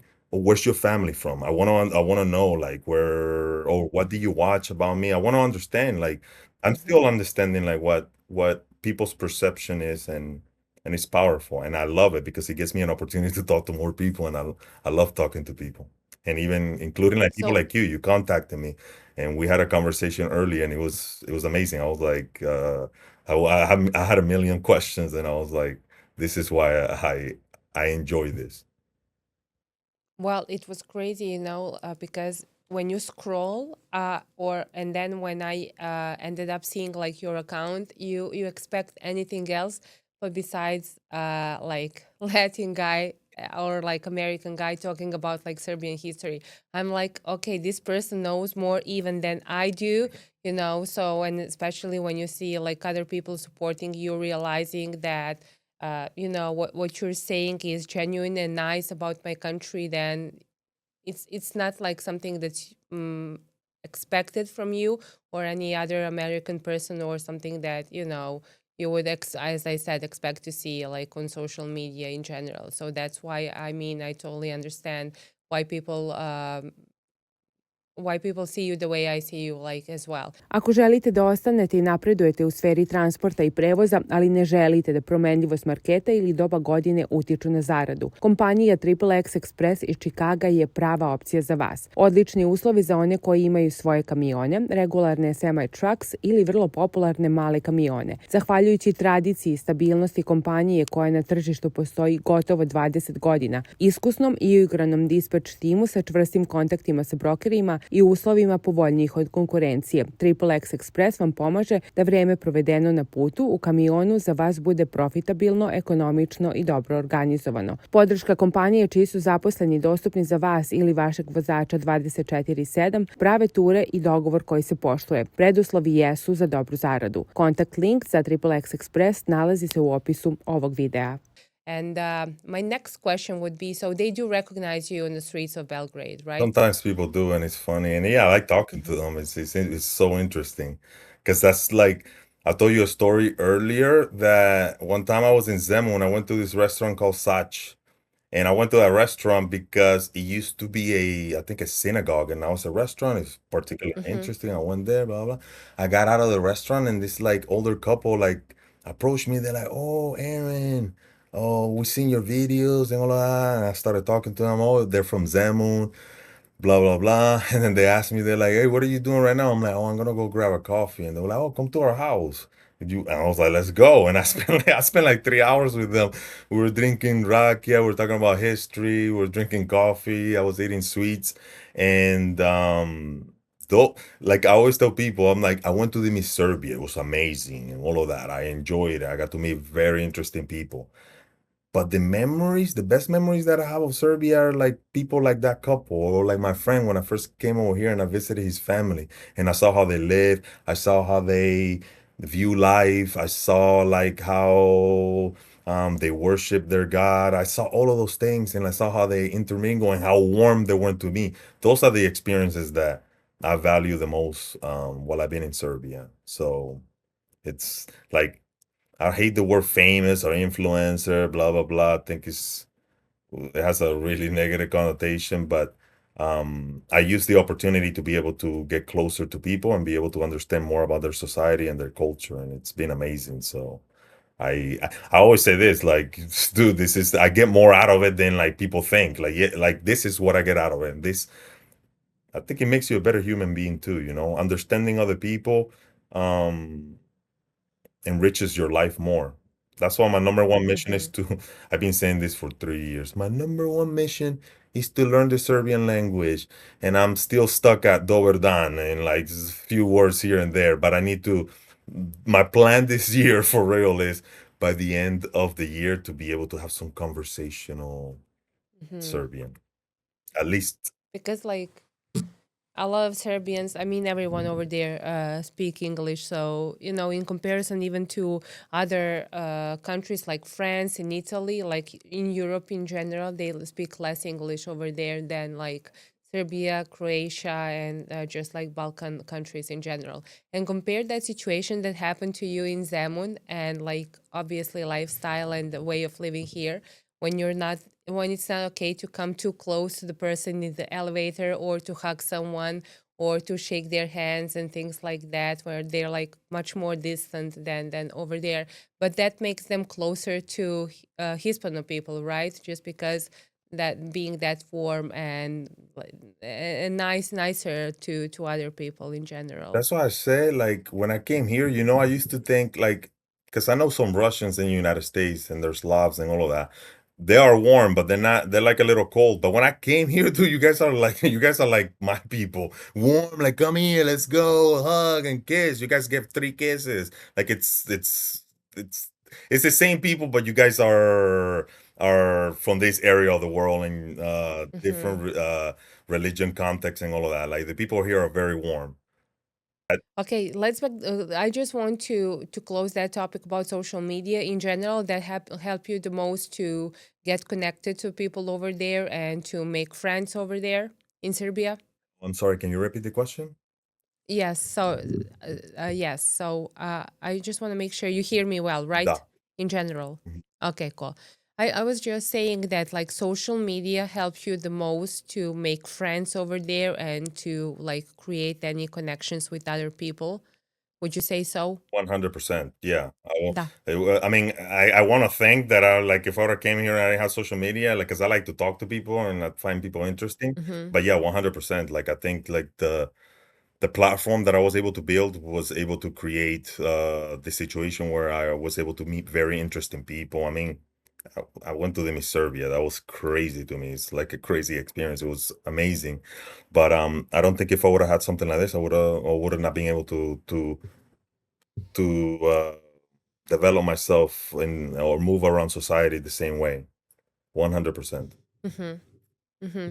Okay, and if you were in America, I wouldn't ask you this question, but if I was in Venezuela or if now you're in Serbia and I'm like Serbian, then I'm going to be so straight up in comparison of Americans. So I'll ask you, what's the main way that you make money? Or you told me earlier that you're not making money out of those videos that you're creating about like Serbia. So what's your main source of income? So I had to make it, and this is what I always say. Like, life is so weird. It doesn't make sense when you're doing it. You have to look back to kind of like see the connections. I think it was like Steve Jobs that said something like where you end up in life doesn't make sense until you trace back all the things, all the little things that you did. And he said something, not to go on a long talk, but he said something about like he took a calligraphy class in college. And because he was very fast, he was like trying to do something elective and he learned about all this like fonts. And he says that story to develop, like when he first developed the computer, he was the first person that developed like different fonts on the computer. Like you can have like, Oh, and he wow. developed that because he took a calligraphy class. And the idea when he took that calligraphy class was just for him to, because he found it interesting. Later on in life, he was able to like use that. And when I started doing the social media and all of that, I got to learn like specific things, like the aspect of storytelling, how to get people's attention within the first 3 seconds, all those little technical things. And Philadelphia has a very big community of artists. And one thing that I was able to leverage in a way was the expertise in a way that I was able to build through social media. So because for most of my life, I've been in finance, I've been in bank. And this gave me an opportunity to be able to use my more creative aspect of myself. And so I started like working with different artists that did murals, or artists that were visual artists. And I started like managing some of their accounts. And it all started as like I wasn't getting paid for this at the beginning. Um, and then I worked with this one artist that we were able to connect him with something big that ended up like as a big payoff. And then that's my first time that I was like, oh, all of these things that I learned in social media, I can leverage them to make an income for myself and be happy in a way, like happier doing something that I felt like more, that it was more natural to me, and it was more for me to be able to develop my creativity. So the art of storytelling, like sometimes artists like put a picture or put some other work and all of that. One of the things that I always talk about is like, okay, what is that painting? Like, if I'm scrolling, I like the painting, it's amazing and all of that, but I want to know more about it. So we started like making this like, okay, you wrote a poem about that painting, like let's talk about that poem, let's do that, or let's tell a story about why you did this, and let's talk more about you. So I started kind of like advising different artists in crazy ways like that, and it ended up turning into what ended up developing. And that has given me the opportunity to be able to be back and forth from the United States to Serbia. It has one thing that it has done is, though, because my plan is I want to be in Serbia like more long term. I don't want to be like going back and forth and all of that. And that's something that I'm working with right now to be able to. I mentioned to you earlier that I'm finishing some projects in the United States, finishing that. And I want to be, because that's another beautiful thing here. I got to meet so many artists. And I was wondering, like, I was like, the same thing that I've been able to do in the United States, I could probably like do it here too, and like help people out, like in any way that I can. And then if there's an opportunity to be able for me to win and for the artist to win, why not? And still be able to be here. So that's one of the things that I'm working on. So this Wednesday coming back, I'm going back to the United States because I got to get back to work, and I'm running a marathon, so I'm trying to get to the finish line. Yeah, it's not easy at all, but it seems that you're in shape, so you're gonna get there. Yeah. And then my next question was, so you're working on the book, right? We said we would mention that as well. Yeah. So And what's the book about? the book, I literally have a title for it already, but I already have like 95% of the story. So it's like Okay. fever dream in Belgrade, because it literally feels like a fever dream. Sometimes I'm like, what, that happened? Like, it's kind of crazy. My experience here, like some of it has to do with love, some of it have to do with like history, like there was a gentleman that I met. He was like one of the longest held prisoners in the Bosnian War. He was a Serb. He was a victim. He was in there for 4 years, I believe.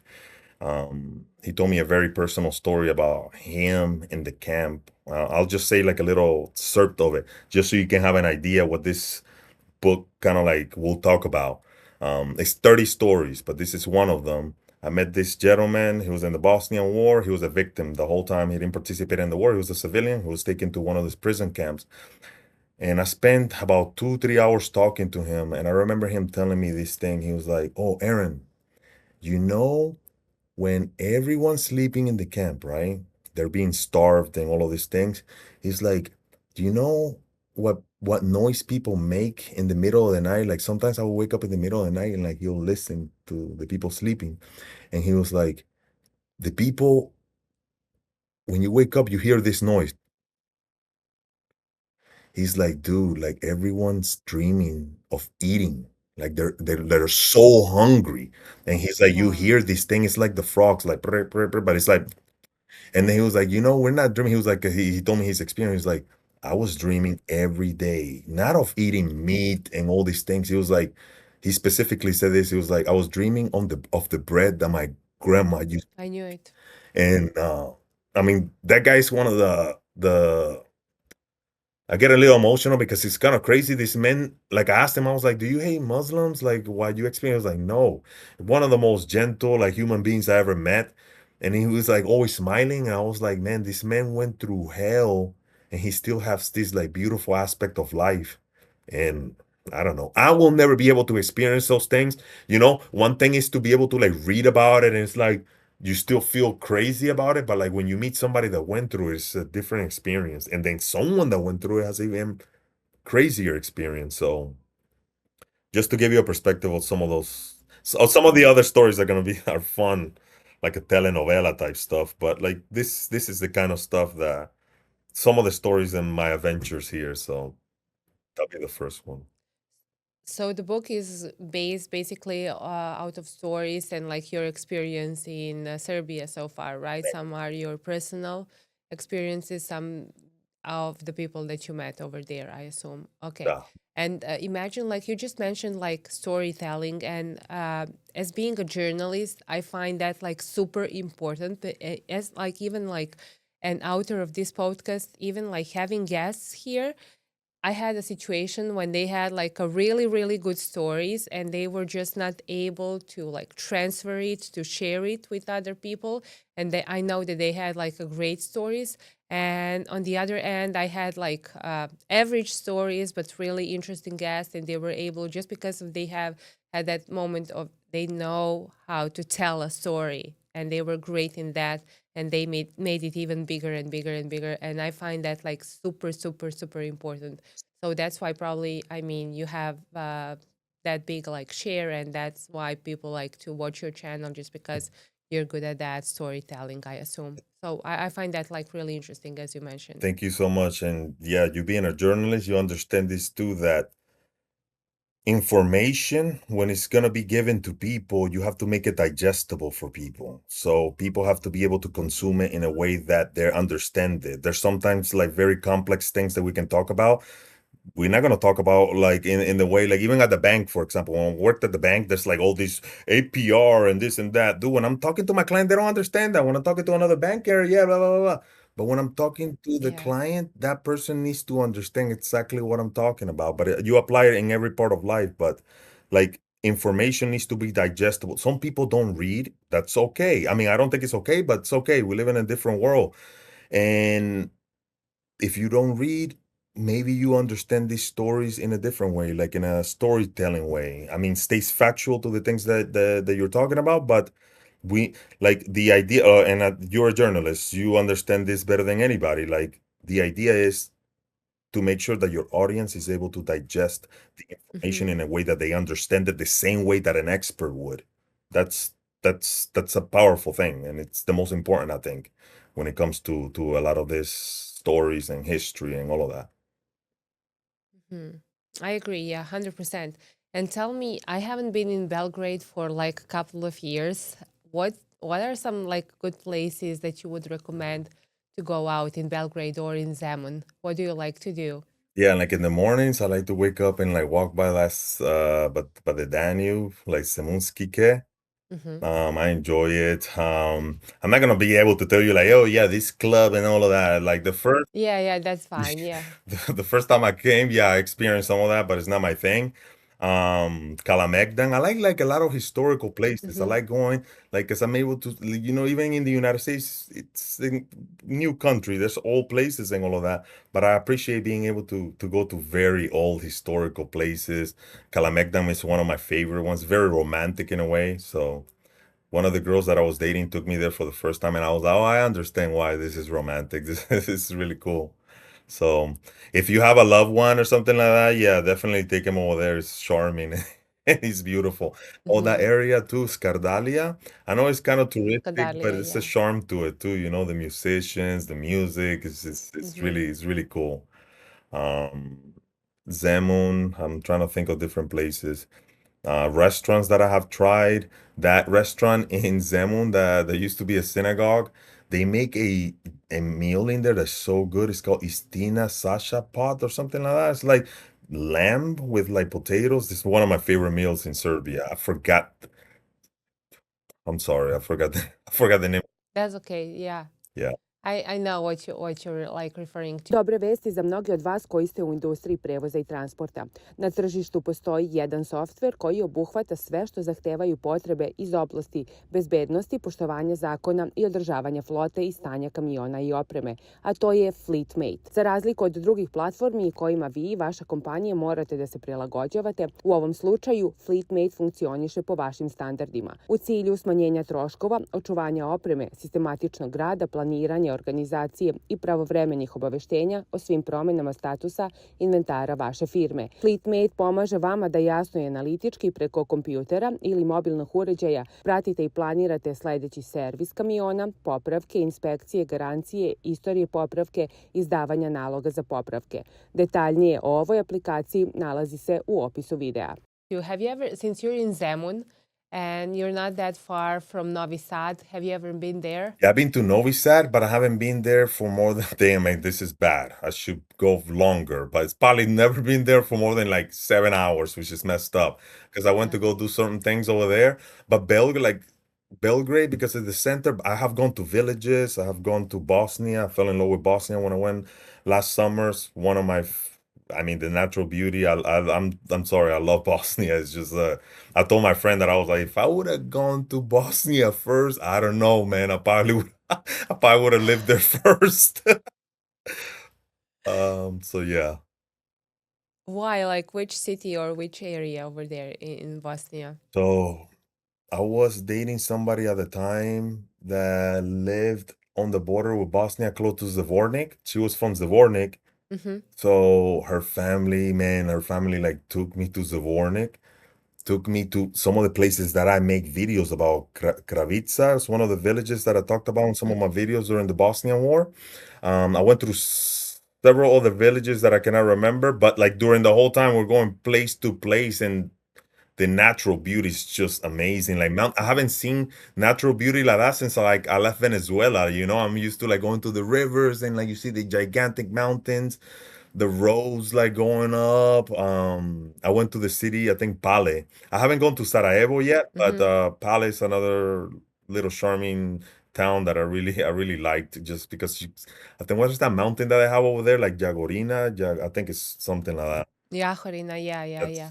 And I went. You know what? You have to visit Trebinje as well. It's in Bosnia, actually, Republika Srpska, and they say it's like one of the best like cities over there. So you have to go there, and then you're gonna tell me, you know, which city or town is the best. And you know what? Like other Serbian would tell you, they would tell you that Belgrade is not like all of what Serbia has. So just like move around the Serbia as well. I agree because I was able to see other places. I've been to Niš and all of that. I agree. Oh, Niš, yeah. Is, Did you see Čele Kula over there? Yeah. Oh, man. One of the stories in my book is about that. I went to Niš for 2 days, like the first time I came here, because I was like, oh, I'm about to leave. Let me go to. Because I was a little kid, I remember reading something about like the Skull Tower, and then as I started learning Serbian history, I was like, yeah, I'm gonna go to that place. So I went by myself. I took a bus, got to the center, got into the place that I rented, and then I was like the next day, because I got there at night, I was like the next day I'm gonna go to Shelekula. So I go there, I buy my ticket, and I'm the only one walking into that place. Oh my God, like that's the one place in Serbia that I would say like gave me goosebumps. It was like so, because I read about it and it was like, so I go in there, look at the skulls. I was by myself and I was like, there was this like eerie kind of like really gave me goosebump feeling. And when I look at the thing, the Skull Tower, you know, you see the skulls embedded in there. And I was telling my friend that in the book I kind of like talk about it, it's like it reminds me of the Turks build that tower specifically as a symbol of punishment. Like, if you do this again, this is what's gonna happen to you. But since the Serbs have this crazy way of looking at the world, which is good, it's a compliment.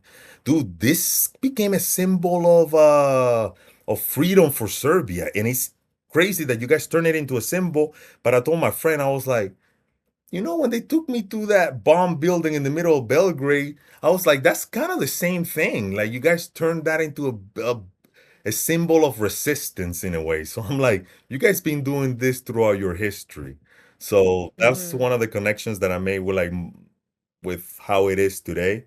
But yeah, you guys turn that into a symbol of freedom and sacrifice in a way. Like if you want freedom and you're determined to be free, there's always going to be a price you have to pay, and sometimes that price is thousands, maybe millions of lives, and it's sad, but that is the price sometimes that we have to pay for freedom. Yeah, that this is one of the stories that's gonna be a part of my reels for Instagram, just so you know. Boom, perfect. It's really nice the way you said it. Thank you. And you just mentioned like let's go to some like lighter and nicer topics. You just mentioned like some dating experience over there. So how was that for one Latino guy with American background living in Europe? Oh, can you repeat the question one more time? Sorry. Or maybe I'm ignoring it. I'm just playing. Go ahead. Yeah, you're ignoring it like you did it on purpose. Yeah. What would you say about about dating life in Serbia as a guy who's like Latino guy living in United States and now in Serbia? How's the dating life over there? Well, like right now I'm single, but yeah, I have had like some, not just like, oh, I'm dating, no, like I can say like three, I think, very intense relationships. And Because with Serbian girls, we don't do it other way. It has to be intense. and you know what's funny about it? Like not even funny. It's just, I don't know why it happened. It just happened by accident or by by by my path. Like yeah, the three women that I dated in Serbia were all from Bosnia, or like their family came from Bosnia. Yeah, it was great. I mean, it's in one of the books, I'm not gonna say it here, but in my book Our Story is basically a telenovela, and it's it was yeah, I got myself into a telenovela. And I mean, my experience here and this is the thing, like, and I don't try to make videos about it, but like I have mentioned that I think, in my personal opinion, I think like beauty is in the eye of the beholder. I do find Serbian women very attractive, not only physically, but also too, like, because of the unique situation that I have put myself into, I get to see a little beyond than just like the physical thing. I get to see like who they are as people. Like all these women were extremely independent, very artistic in their own way. I was able to see their soul. That's why I fell in love. I always tell people, I'm like, yeah, Serbian women to me are the most beautiful women in the world, but it's not just because of the physical beauty. It's like I was able to see their heart in a way that charmed me. And Serbs here all the time telling me like, oh man, Venezuelan women are beautiful. Of course they're beautiful, they're gorgeous. And I think Venezuelan women are some of the most beautiful women in the world too, and they have a beautiful heart. You mentioned earlier, like, there is a similarity between Latino culture and it's that warmth. And I've been able to experience that warmth that I felt within my culture with the women that I dated here. And it has been a good experience, but life has up and downs.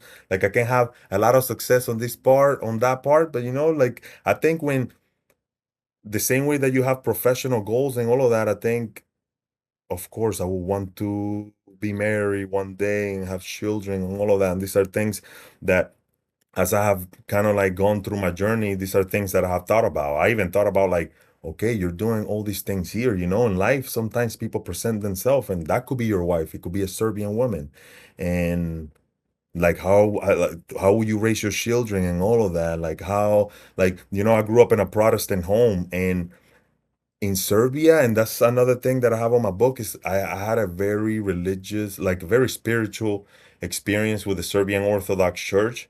And in a way, when I think in life you have to be very intentional, and I think God has put different things in my path that has made me kind of believe that, like, for example, I do believe that in life you have to be intentional. And I said, like, yeah, like I think I will end up with a Serbian woman, marrying a Serbian woman, converting. I want my children to grow up with this strong spiritual base within the Serbian Orthodox Church. And that's I know it sounds crazy, because I could go and marry, like, I could go to Venezuela and maybe someone you fall in love with the person there.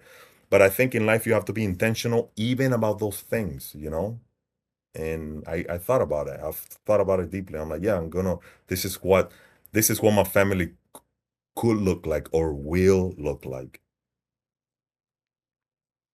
Wow, you left me speechless because I know you mentioned the family that you grow up in, and then I know that you know a lot of like Catholic Church in general, and then just like based off where you live now, it does make sense. So I do appreciate that as just like being Serbian. So because I like when people say genuine and nice things about our church and religion, because that's a huge part of our culture and the way of like who we are. You, So I really do appreciate yeah, and I that. will never. Really huge part. Thank you. No, Mina, and I will tell you this again. I had my own spiritual experience with the Serbian Orthodox Church when I first came here, and this is something that I never talk about like publicly, but it's something that I read in my book, and eventually I will talk about it because I do believe like the relationship you have with God is very personal, and I never want to make it a spectacle. I don't want to. I don't want to. Eventually, I will definitely talk about it, but being in Slava, seeing how throughout Serbian history, this is one thing, and this is one of my theories, I guess. Throughout Serbian history, like Serbs still exist today because of the difficulties that they had to go throughout life, throughout the difficulties in the history, being oppressed by the Ottomans for 400 or 500 years. Later on, independent state of Croatia and all the other things that happened, communism and all of that, and then the NATO alliance and the bombing that they ended up doing on Serbia. And I believe that like Serbs will not be here today if it wasn't because of those difficulties, but also like because of their religion and their belief in their God and in God itself and their church. And connecting it with the spiritual experience that I had and having those intentional feelings about like how my family could look like and will look like, I will never take away that beautiful like that's part of like what made me fall in love with Serbia and the people. Like those experiences, I will never take that away from the love of my life that I find here. You get what I'm saying? And I want to raise my kids. Of course, I'm Of gonna course. implement my Venezuelan spiciness in there. They're gonna learn Spanish. They're gonna learn everything about my culture, of course. But yeah, I want that as a base. That's I think that's very natural, especially with everything that has been happening in my life, and that's what I want. That's so nice. That's really really nice. Really really nice. Thank you. You ready for a little quiz now? Da da da. Da, da, da. Okay, some questions are yes or no, and some questions don't require like a lot of thinking. It really has to be fast, and I really need you to hear me really well. Da. Okay, I have like okay, I have like 4 or 5 different topics. This is Serbia survival test. You ready? Da. Okay. Yeah, okay. Okay, after 3 years, you finally understand word polako. Polaco? Mm-hmm. Ne. I have no idea. Or maybe I have. Ne? You said Polaco, like pe? Polako. Polako, you know what that means. No, ne. Maybe you Okay. can teach me. Yeah. Maybe I can teach you, yeah. Like really slow, like going easy Okay. life, Polako, when you don't want to speed it up, I like remember that. having a coffee for 3 hours or so. I remember. When they would say ajde bre, Aide, isn't that like go? yeah, ajde bre. What? I assume that they say bre a Yeah, lot, yeah. like nonstop. I mean, I heard it like before we started the conversation. Okay. Have you mastered the art of 2 hours coffee with no agenda? That's crazy. Yes, I have. And it wasn't 2 hours, like 4 hours one time. And I was like, and then I will see little like high school kids too, like sitting down. I'm like, oh, this is how they socialize here. Like the high school kids are like meeting all their friends and drinking coffee. And I'm here sitting with these other serious people. I'm like, And then it's like 4 hours. Some of the guys are smoking, and I get out of there, and like it's kind of crazy too. But it's like 4 hours doing that. I had to drink like 2 coffees because I drink my coffees fast, so I had to kind of like time them. And the American in me is like, okay, I gotta go, I gotta do other things. But then I'm like, okay, just chill, like Polaco probably, just relax, dude. Like just calm down and like enjoy the time. No It's rush. conversation. Yeah. What was your biggest cultural shock in Belgrade? Cultural shock. Well, this to me was a cultural shock that, like, for example, I met people that could speak Spanish, and I will speak to them, and I was like, "How do you learn Spanish?" And then they will tell me like, "Oh, we used to watch telenovelas and all that." But yeah, I'm like, "Yeah, of course you watch them, but like, did you take a dude?" They literally learn Spanish, and I could have a conversation with them about like literally anything in life, and it's like they're learning through like some Cassandra or something. Like I'm like, how?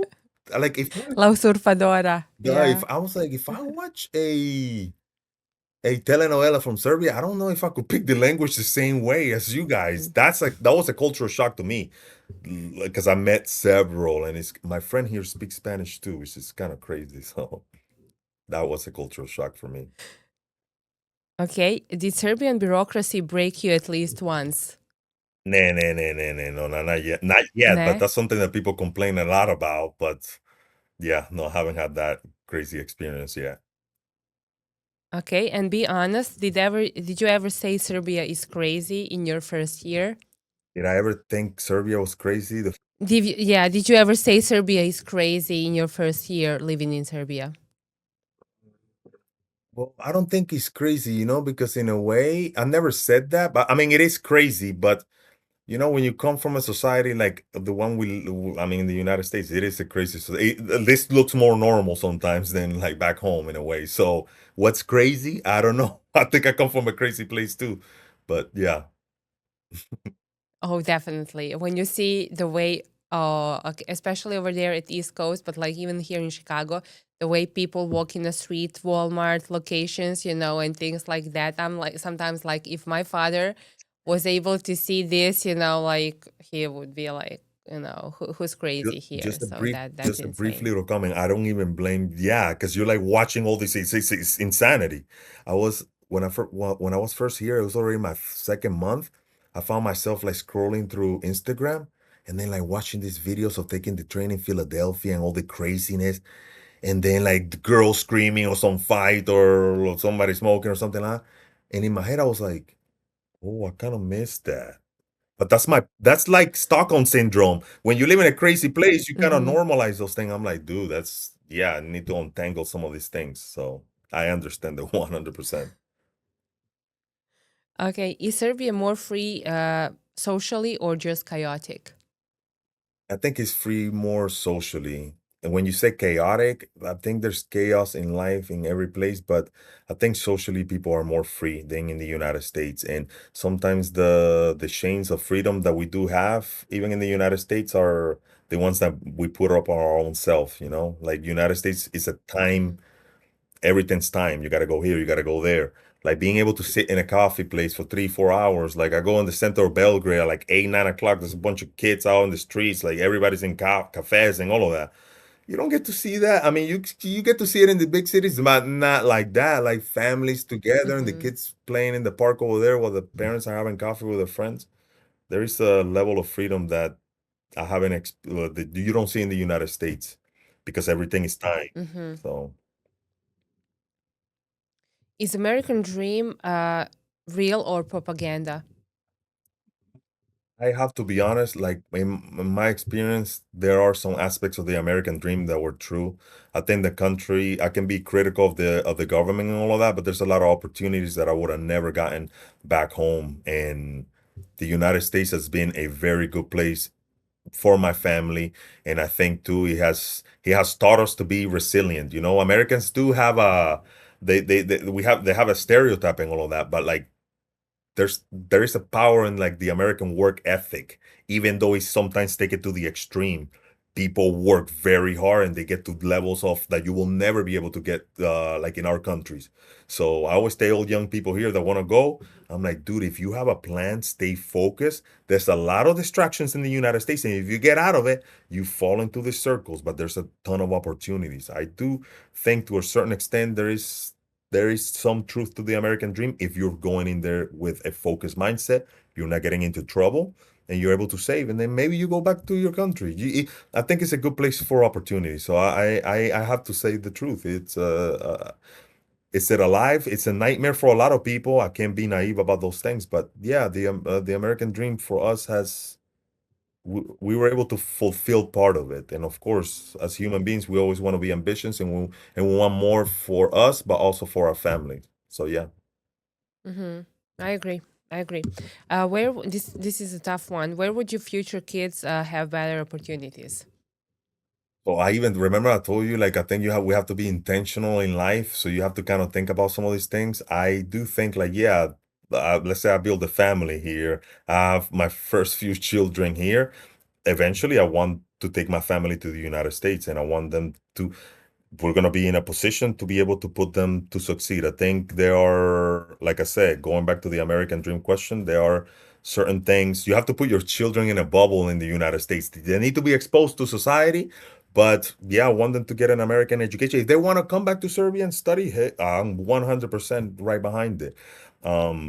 But I think when it comes to opportunity wise, of course, other aspects of it, of course not. I think there's better things that I think sometimes as for children, I think it's a good environment to like be able to grow up in, especially with a lot of the lunacy that's going on in the States and some of the things that we have experienced. I'm sure you have to or know of. Mm-hmm. So Ako ste u industriji koja se bavi kamionima, prevozom u komercijalne svrhe, opremom za kamione ili građevinsku industriju, na pravom ste mestu. Konačno postoji jedna platforma koja obuhvata prostor cele Severne Amerike, a gde možete potpuno besplatno da se oglašavate, postavite fotografije i ponudite svoju kamion ili opremu, bez obzira na to da li imate celu flotu ili samo jednu prikolicu. Isto tako, ako želite da povećate broj kamiona, unapredite opremu ili vam prosto treba kvalitetna oprema za izgradnju, upravo Cherry Trader može da vam pomogne u tome. Vrlo jasna, pregledna i sistematična platforma na kojoj, ako ste prodavac, možete uživo i vrlo jednostavno da prilagođavate svoju ponudu i inventar. Isto tako, ako kupujete, možete da sačuvate svoju pretragu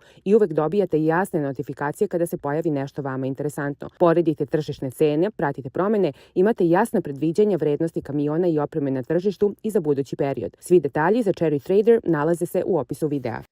Okay, I wanted that to be a little bit spicy, so that's why you have to choose a side, like you cannot give any diplomatic answer. It's Serbia versus United States. Okay, who is more obsessed with money? United States. Which culture is more judgmental? Because of my experience, United States. Okay, which culture is more? Oh, okay, where are people more depressed? Because of my experience, the United States.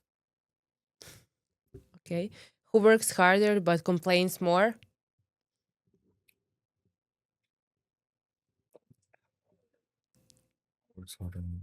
The United States. Okay, I agree. Which country pretends to be more free? Oh, United States. Okay, that's it, Aaron. You answered all the questions. So we had like three options, and it's good we didn't do that like about Latino versus Serbian girls, just because we didn't like dig in deep enough into that area. So I don't want to go there. I'm glad we did more of this like cultural and politic things. Yeah. So your plans are you're coming back to United States like this week, like in 3 days as of the moment when we are recording this now, and then your plan is to spend at least 1 year nonstop in Serbia, right? That's what you want to do. That's 100% my plans. And again, like there's certain things that happen in life that put in your place. Get married, it's gonna be longer than a year. You know what I'm saying? That's literally how life kind of like works. And that's why I always kind of like I say like I'm gonna stay a year in Serbia. But dude, that's what I said about 9 days when I first came here. It's like, and they stay 3 months, and then if situations present themselves, I'm gonna take them because I believe love is the most powerful emotion that we can have, and I will do anything for that. So yeah, like it could be longer than that. So yeah. Mm-hmm. And when do you expect your book to be done? In the next 3 months. So that's another thing. 3 months? Okay. And I will send you. Have you ever found a publisher? No, I'm like self-publishing it, and then when I come here to the Balkans, I am gonna promote it. But one of the things that I'm gonna do is like eventually I want to translate it into the Serbian language. So I'm talking to people here that are helping me out with that. Okay. Da, That's cool. yes, That's like really nice. So you are gonna have one copy to bring it here? 100%. I'll bring it to you, and then I'll tell you some of the things I could not talk about here. But yes, I'll give you the tea about some of the things. Okay, that's like Serbian girls are more talkative No, than Latinas, no, right? it has nothing to do with that. Maybe it has more to do with my toxicity. So yeah, you'll see. You'll be the judge of it. Okay, cool. In the end, did we mention everything? I believe so. I think I'm trying to. I think we can never mention everything, right? There's Yeah, always some things that we could have got just like deeper in. But I just wanted people to get to know you a little bit better, to hear like your part of the story, to know why you ended up over there, especially because you never mentioned what's like the way of you making money or what's the reason why you do what you do. So I really wanted to know you for them to know you better and for me to get to know you better. So thank you for your time and thank you for all these nice experiences that you shared with us. I really appreciate that. And I hope that I'm gonna have you here in Chicago, like on the other chair on the other side, talking about like different topics as well. thank you so much for the opportunity, Mina, and like I really appreciate it because it gives a more personal. I make videos about history and all of that, but you give me the opportunity to be able to tell a little bit of my story, and I think that's very important for me. So thank you so much. I look forward to sitting down in there and doing it in person too. And I wish you luck with everything. I think what you're doing in here is amazing. And again, thank you for giving me the opportunity to be able to come here and be myself and tell my story about all of everything that has been happening. So thank you.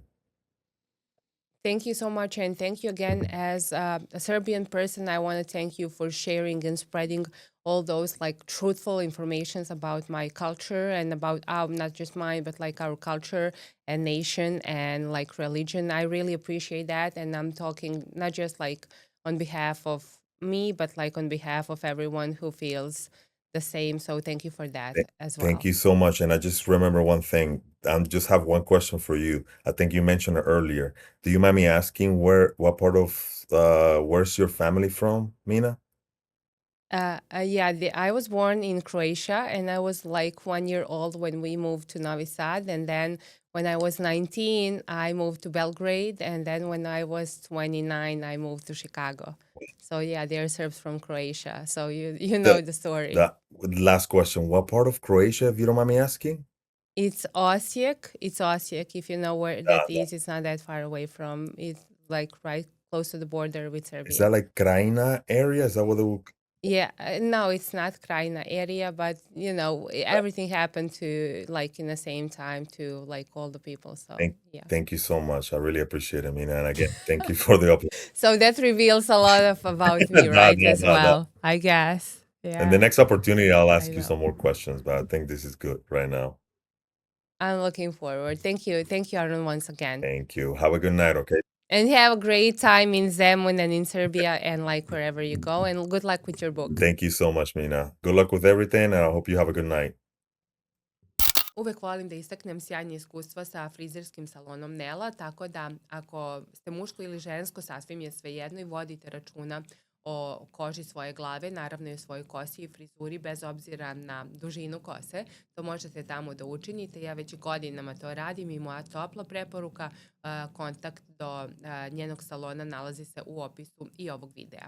Kao neko ko je iz Evrope i kao neko ko ne voli baš da posećuje američke salone, imam toplu preporuku i za evropski day spa koji se nalazi u okolini Čikaga. U pitanju je estetika House of Beauty, gde možete bilo šta da učinite za svoje telo ili lice.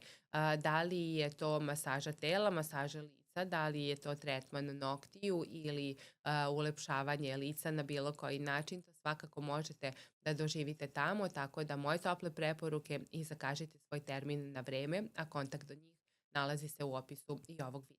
Nadam se da ste došli do samog kraja ovog videa i da vam je bilo zanimljivo i naravno pozivam vas i da pogledate njegovu Instagram i TikTok stranicu, bit će u opisu ovog videa, budući da onako dosta interesantnih stvari možete da saznate i što se tiče same istorije Balkana i uopšte da vidite na koji nas način drugi percipiraju, bar kada je u pitanju Aron, tako da ako imate predloge za neke druge goste, naravno da je dobro došlo i mi se ponovo vidimo za nekoliko dana.